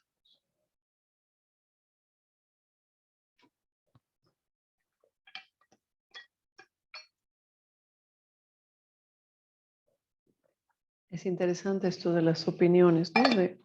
De tantos países y de otras realidades, ¿no? Es lo bonito de esta escuela, es lo que hay que aprovechar, ¿no? Las diferentes Así es. miradas, diferentes realidades, diferentes todo. Así es, ¿no? Genial. Importantísimo además, ¿no? Esto que también decía Saúl, ¿no? El tema indígena, por ejemplo. Bien, siendo ya las 4:30, empiezo.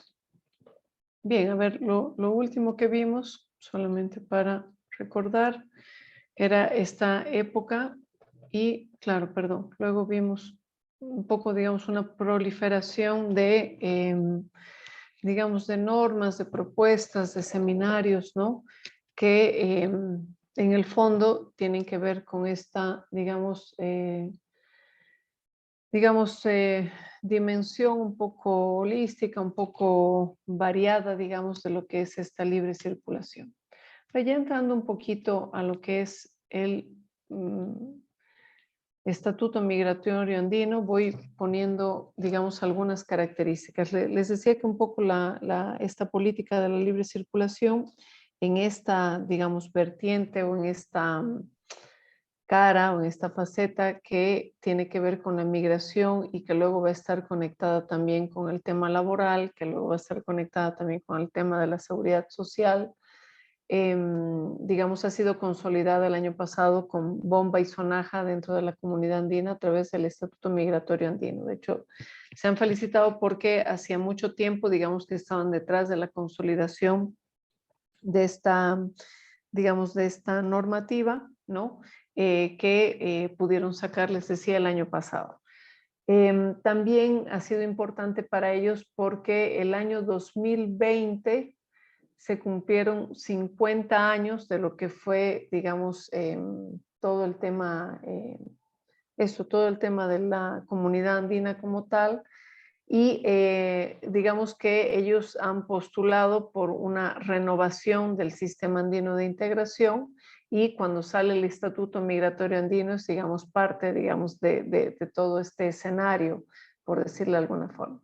¿Qué características tiene, por ejemplo, este Estatuto Migratorio Andino que además pienso que puede ser posible de, pensando yo ahorita, ¿no? En las intervenciones que han habido, seguramente en alguno de los casos trabajarán, por ejemplo, en alguna función pública, quizás en algún ministerio, tendrán sus propios procesos, ¿no? Que también me parece que podría ser replicable, ¿no?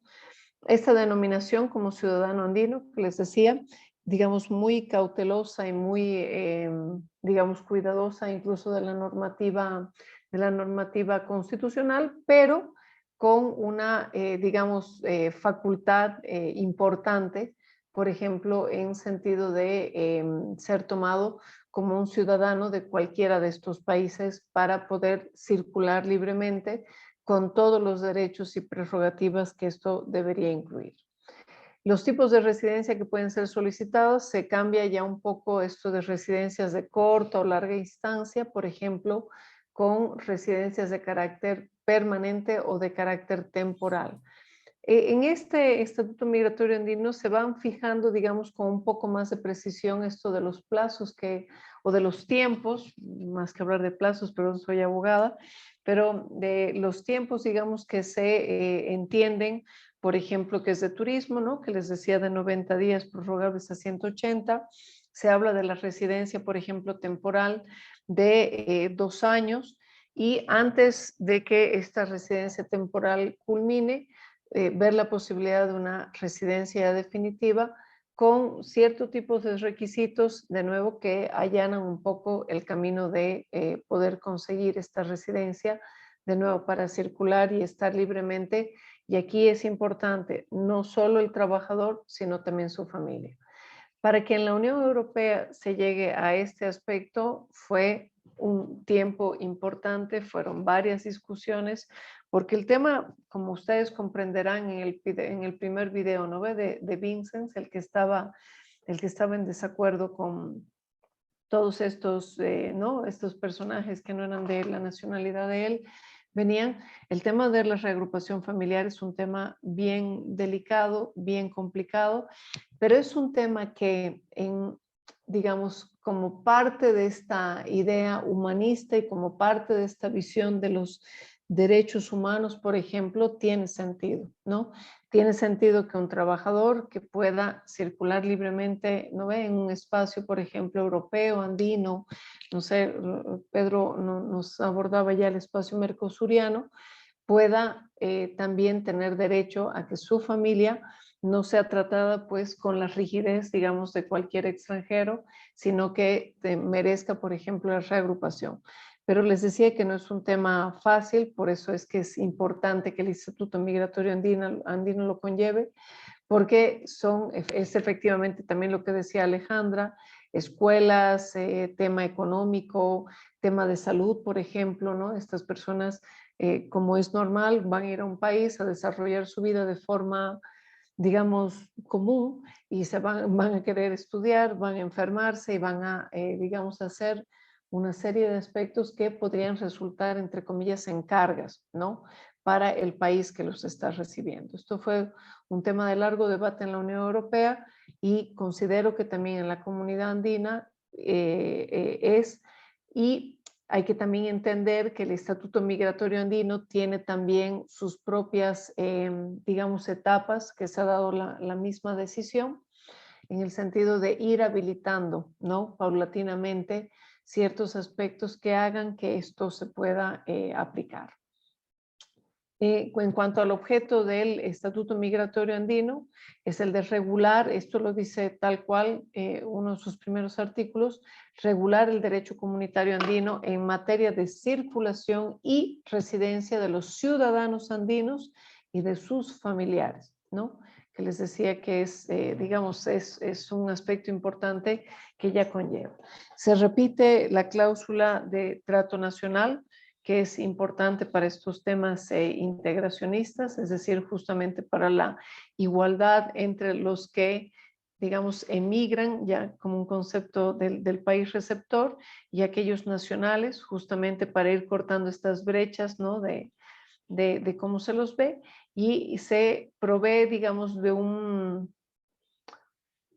digamos, de unas pautas justamente para ver el tema de la reunificación familiar con algunos requisitos y algunos aspectos a cumplir, obviamente para la reunificación familiar, pero que esto pueda ser real. Ahora, este tema del Estatuto Migratorio Andino, de nuevo, pulula o es también, digamos, el centro entre otras normas que tienen que ver, les decía, con la seguridad social, por ejemplo.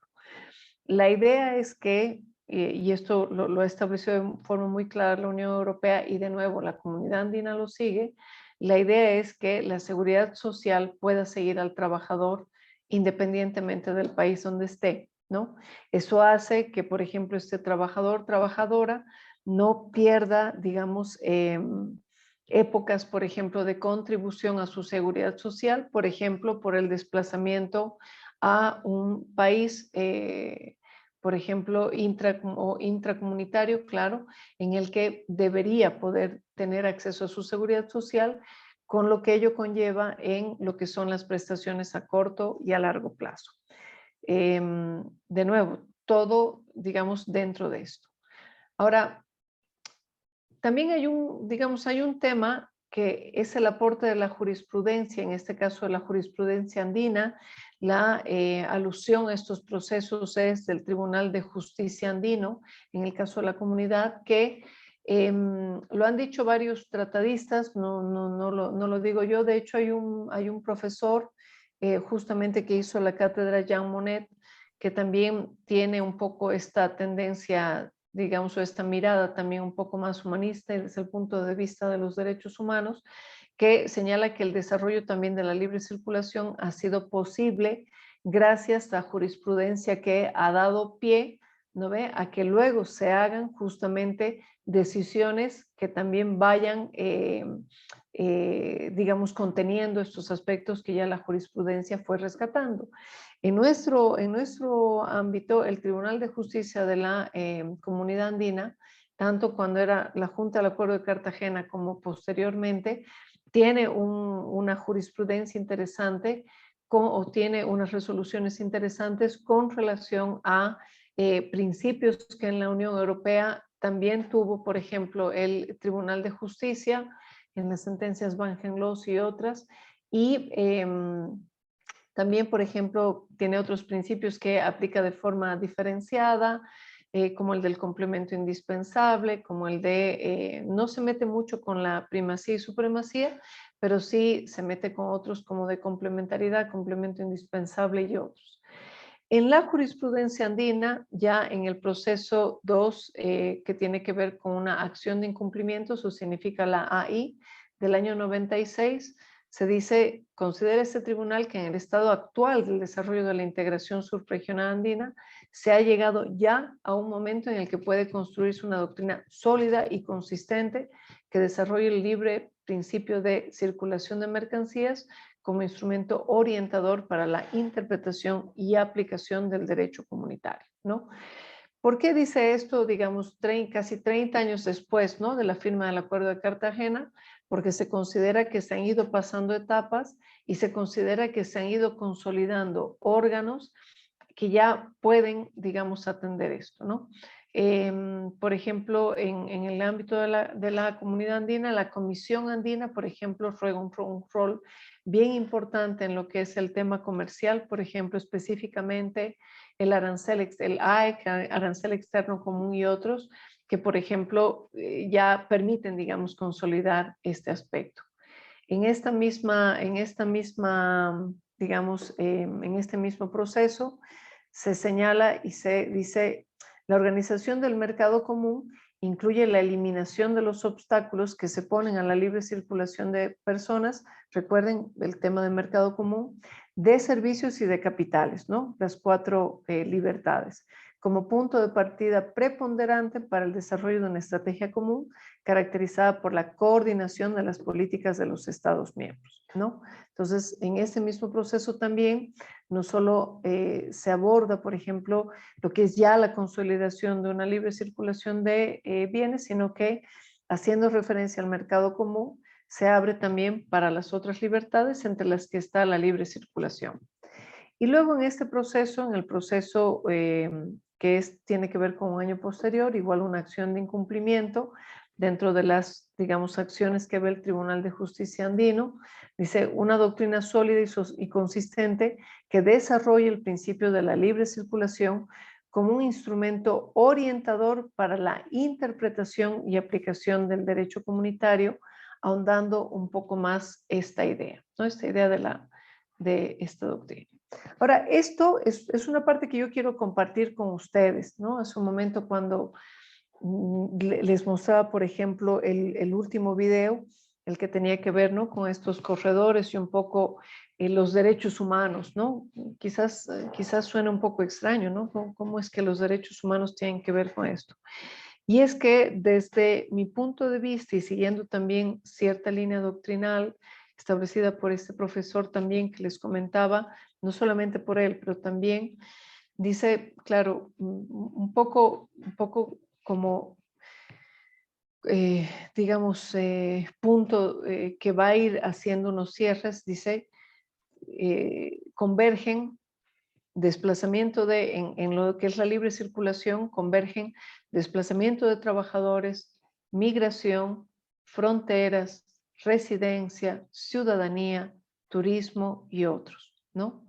También depende del enfoque. En esta propuesta de módulo se hará bajo una mirada integral de libre circulación de personas y apertura de fronteras con un enfoque humanista y protección de derechos humanos.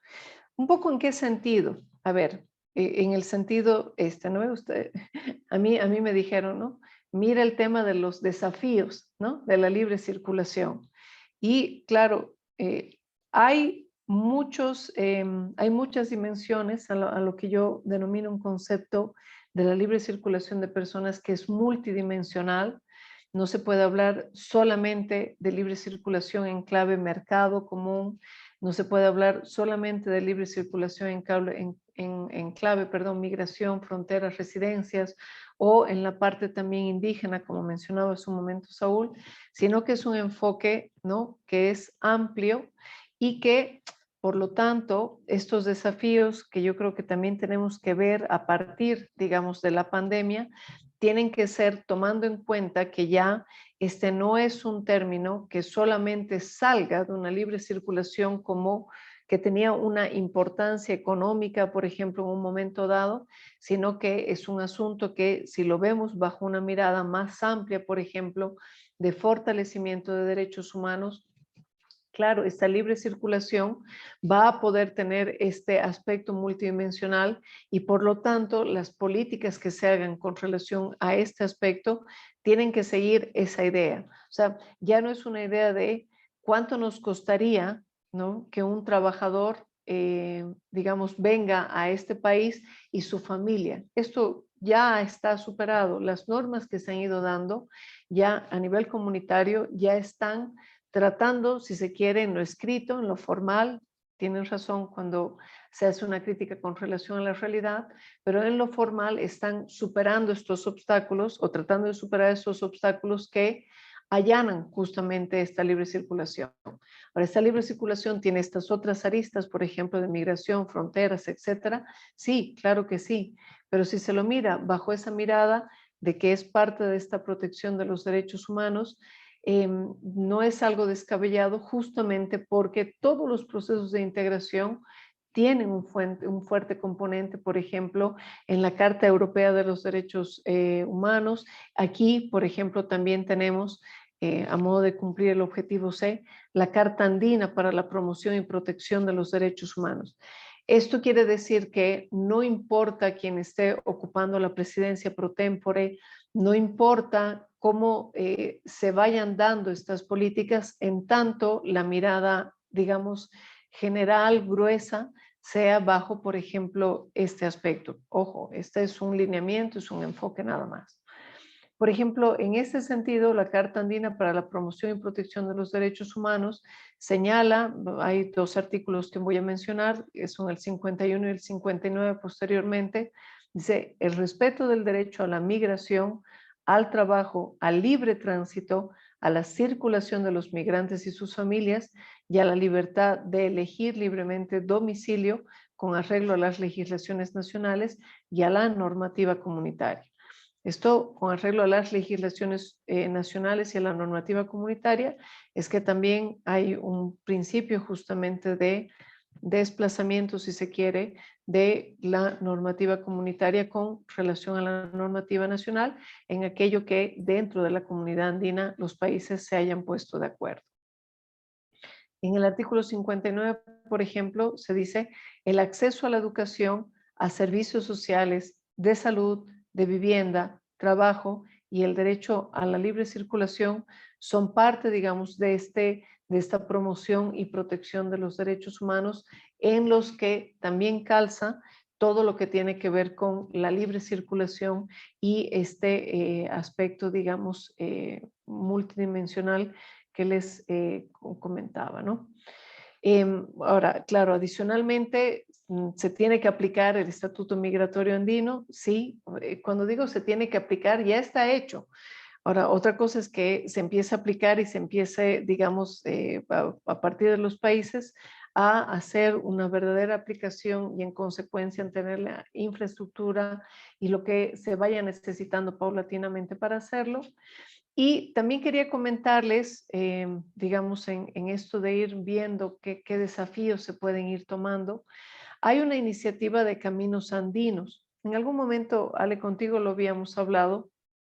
La decisión 887 sale, claro, el año pasado, como un reglamento para la ejecución de una idea que es el Fondo de Iniciativas Comunitarias. La Unión Europea, pero esta iniciativa Caminos Andinos es nueva, es de este año.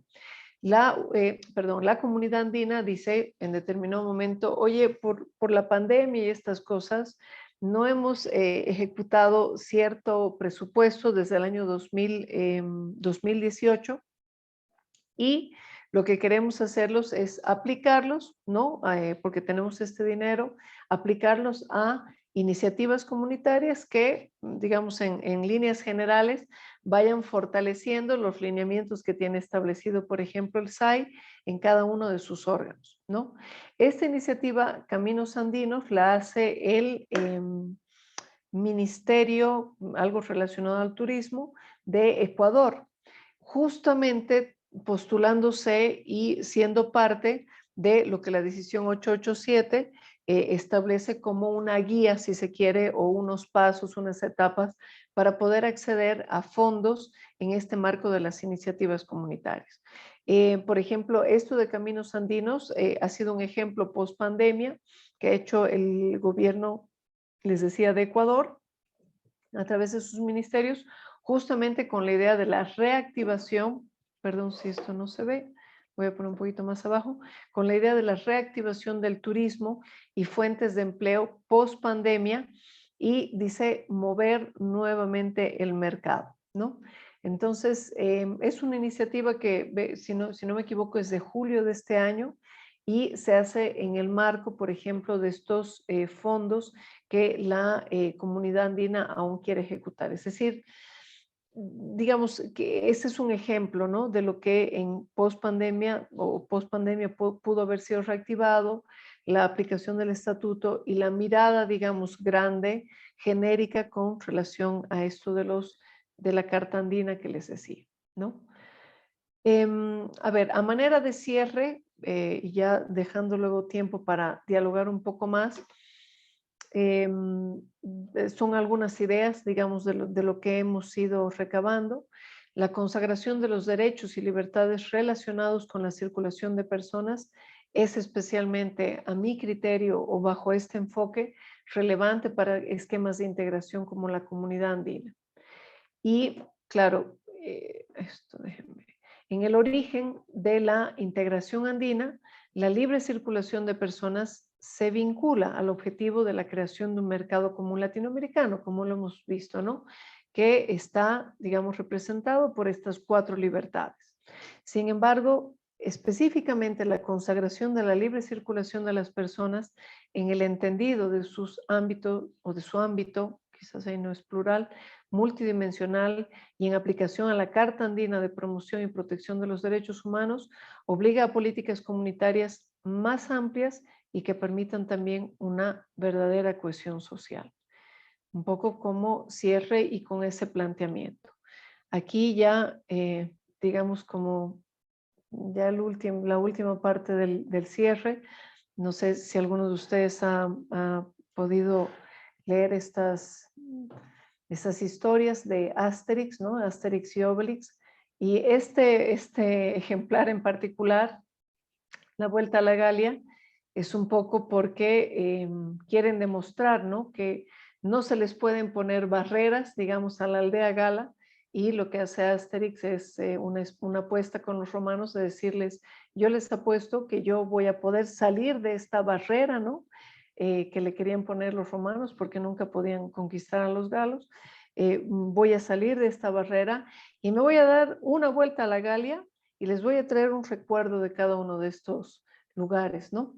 Entonces, obviamente no tendría por qué ser así, digamos, ¿no? A partir de una apuesta y de una, digamos, y de una afrenta para poder hacer eso, sino que debería, en el caso de la libre circulación de personas, por ejemplo, dentro de espacios de cooperación, como nos han comentado, por ejemplo, México, ¿no?, Guatemala, etcétera, poder hacer esto de forma más llana sin que sea una apuesta, por ejemplo, para poder hacerlo, ¿no? Entonces, eso es un poco lo que yo tenía preparado para ustedes. Estando unos minutos, digamos, de hacer el cierre, me pongo a su disposición para poder dialogar, comentar alguna cosa más. Mil gracias, Sara. Entonces, adelante, las personas que quieran preguntar o comentar, levanten la mano, por favor.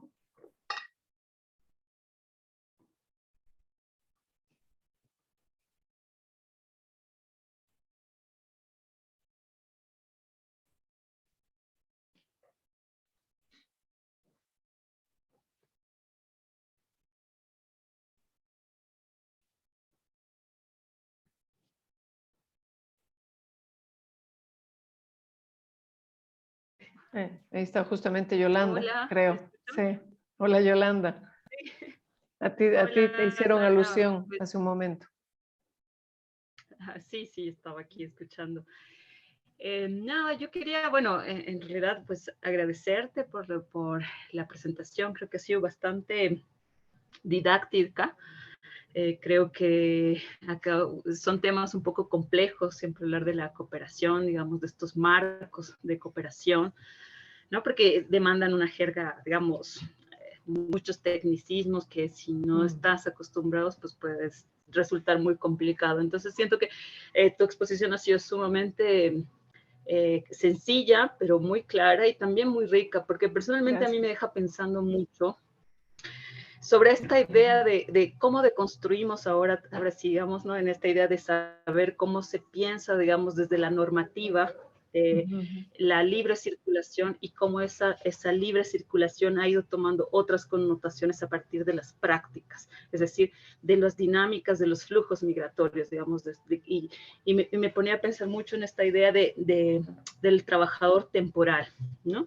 Sí. Pensando en la relación que tiene Bolivia con Perú, ¿no? O sea, gran parte, digamos, de los flujos migratorios que existen, o en general, la migración boliviana se caracteriza mucho por ser una migración de temporalidades, y eso es histórico, ¿no? Así han sido como se han ido construyendo los grandes flujos migratorios hacia Chile, inicialmente, porque luego se iban a Argentina, de ahí se van a Estados Unidos. Siempre ha estado como en una lógica de la temporalidad, no el abandono ni, digamos, o sea, permanente del lugar de origen, sino más bien organizar la vida en función del ciclo agrícola, que posteriormente se trabaja, digamos, como un ciclo laboral, ¿no? ¿Quién sale a trabajar? ¿Cuánto tiempo? ¿Cuándo vuelve? ¿Qué hace? En asumir estos roles familiares, pero también comunitarios. Entonces me ponía a pensar cuánto de esta, o sea, digamos, el trabajador temporal, esta cláusula que nos mostrabas, decía cuántos trabajadores o cuántas personas que han hecho un cruce de frontera con la finalidad de establecer digamos, una residencia temporal por cuestiones laborales, ha hecho uso explícito de esa normativa. Tienes razón. En realidad, sino todo lo contrario, son cuántas historias no podríamos contar de gente que ahí ha hecho estos cruces, digamos, libre circulación, sin la necesidad ni siquiera de enterarse que puede o que existe, digamos, una normativa vigente que lo ampara como trabajador temporal, ¿no? Entonces, bueno, digamos, eso me lleva a pensar y a repensar muchas cosas.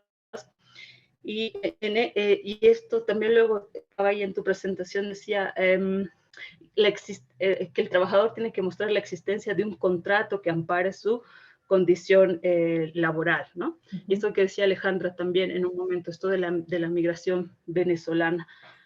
En la informalidad, el trabajo, digamos, temporal no está sujeto a un contrato laboral, ¿no? Sino es un contrato verbal, digamos, en el mejor de los casos.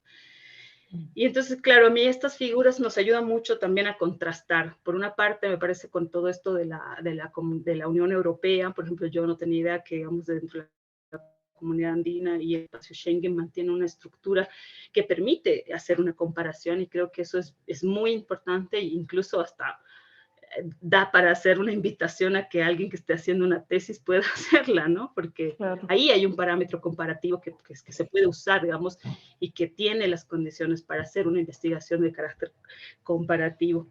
Entonces, bueno, digamos, todas estas cosas me parecen que van a ir hilándose más, como tú también decías, bueno, viendo el pénsul, que vamos a ver, la estructura de todos los módulos que hemos hecho, vamos a ver cómo a partir de esto podemos ir engranando diferentes formas de interpretar en una ida y vuelta, ¿no? En una ida y vuelta, y eso nos va a ayudar muchísimo a avanzar, digamos, también con el propósito de la escuela de primavera, que también, digamos, una de las ideas principales era, bueno, también pensar un poco comparativamente. Así que, pues bueno, muchas gracias, Sara. Creo que ha sido de verdad Yolanda, a ti. Una tarde excelente. O sea, yo me quedo feliz cuando me dices, me quedo con varias ideas, me quedo con varios pensamientos, cosas que se podrían hacer, investigar. Mira, yo justo ahorita estoy con digamos, el brochure de la escuela, y me lo he visto justamente porque no quería invadir, digamos, ¿no? digamos, la temática de nadie, porque luego es un tema muy amplio, y yo creo que tienen bastante, digamos, para aprovechar. Está el tema de cooperación sanitaria transfronteriza, está el tema de mercados ilícitos y fronteras. Y aquí, por ejemplo, no sé si el Nico Tassi va a tocar este asunto, por ejemplo, de la temporalidad, pero están fronteras y circuitos comerciales populares, ¿no? No sé, hay circuitos, dice translocales, circuitos económicos, me suena que sí, Yolanda. Y luego dice problemas, esto ya lo ve Alejandra también con Marco Aurelio Machado, problemas ya de ciudadanía en los espacios fronterizos de la región. Entonces, hay mucha tela todavía que jalar de ahí, muchos aspectos que cortar. Ahora, si me permiten una palabrita adicional con relación a lo que decía Yolanda, ¿no?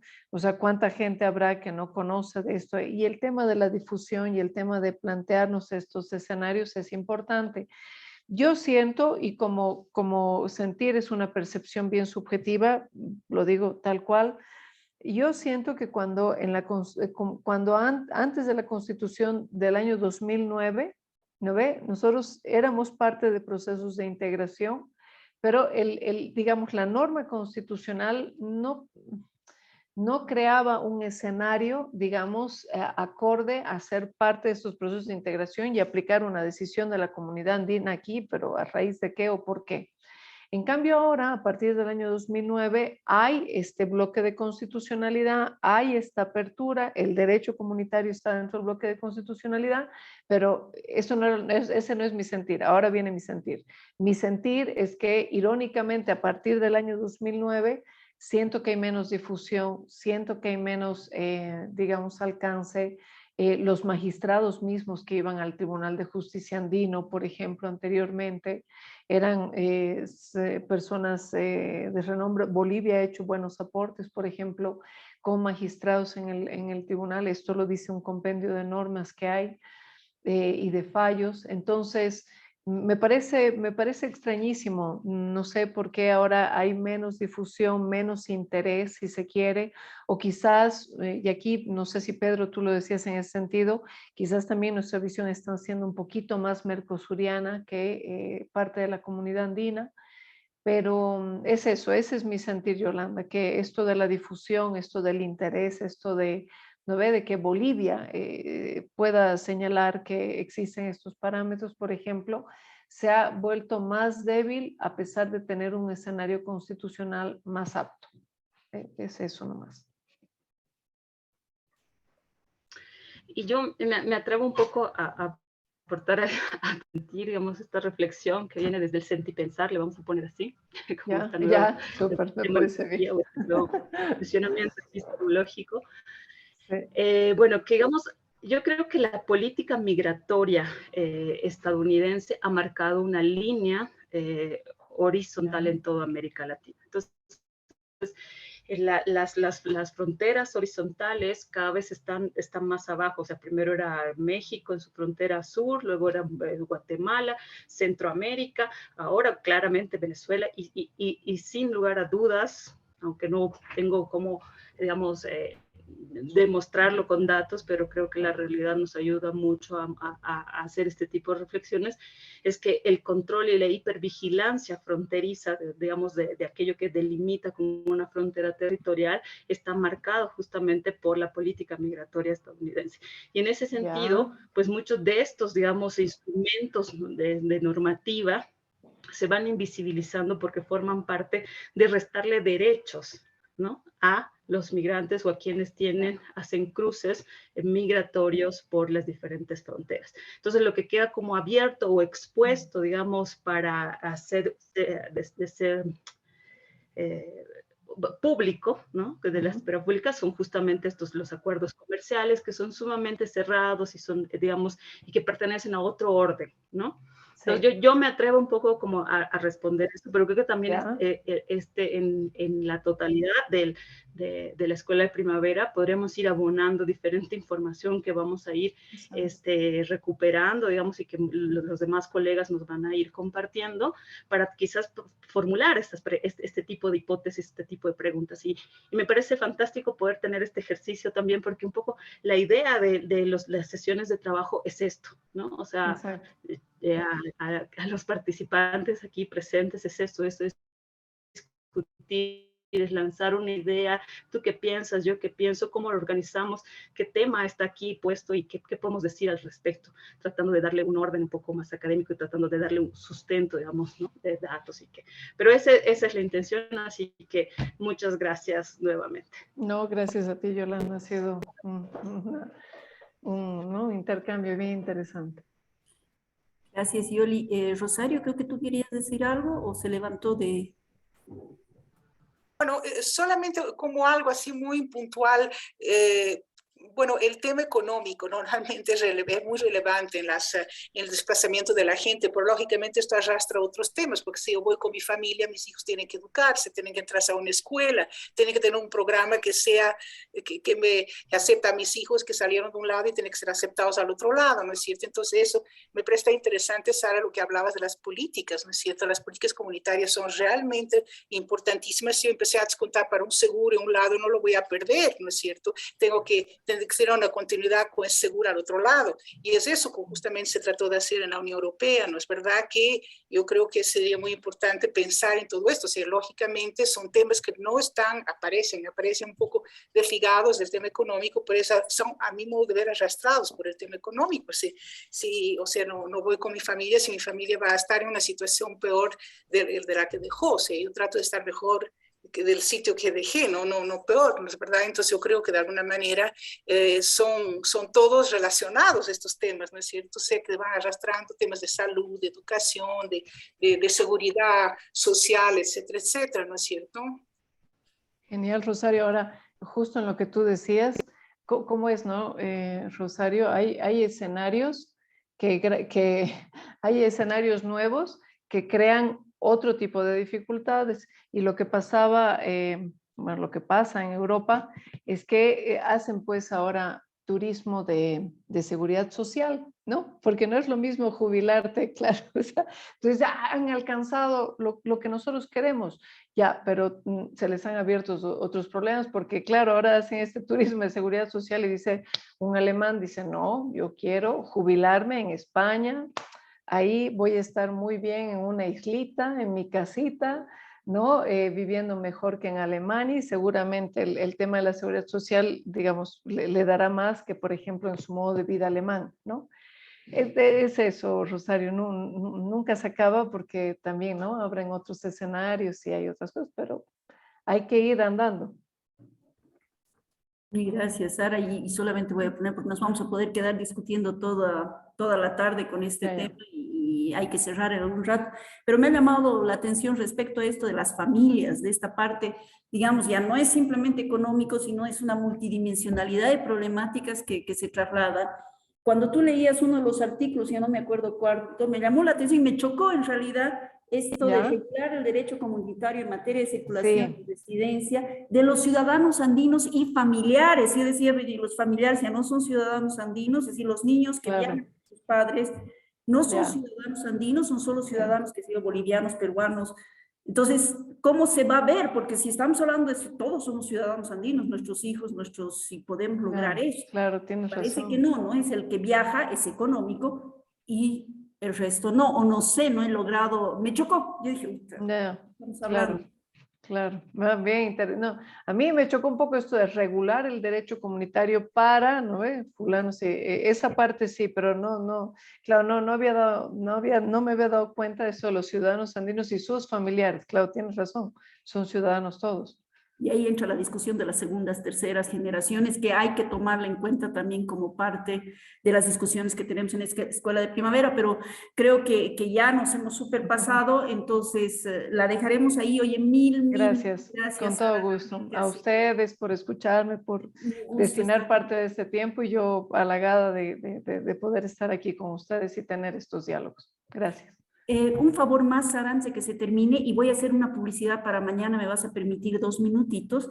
¿Nos puedes pasar tus PowerPoints y el PDF y además todo el material de apoyo para colgarlo directamente en la plataforma Moodle, que he visto que muchos están teniendo algunos problemas que vamos a ir solucionando? Ya le he pedido a Marcelo que se vaya contactando con las personas que dicen que están con problemas. Pero de todas maneras, para tener todo el material ahí, o sea, que si me haces llegar, yo lo paso para colgar. Te hago llegar ya al correo, digamos un correo, y ahí te doy. Y el material que tú consideres además necesario para que la gente pueda revisar. Dicho esto, simplemente una publicidad para cerrar. No se olviden, mañana a las 10, Rosario te va a interesar porque es de tu tierra. Tenemos una disertante portuguesa de la Universidad de Coimbra, que nos va a hablar sobre el problema de los asilos y los refugiados en la Unión Europea. Entonces, bienvenidos, bueno, todos tienen que asistir, en realidad no bienvenidos, asistan, pero si pueden invitar a otra gente, va a ser abierto y se va a transmitir por Facebook. Entonces, adelante. A las 10 dices, ¿no? Gracias, mañana a las 10. Perfecto. Gracias a ustedes. Todos. Nos vemos mañana. Chao, chao. Adiós.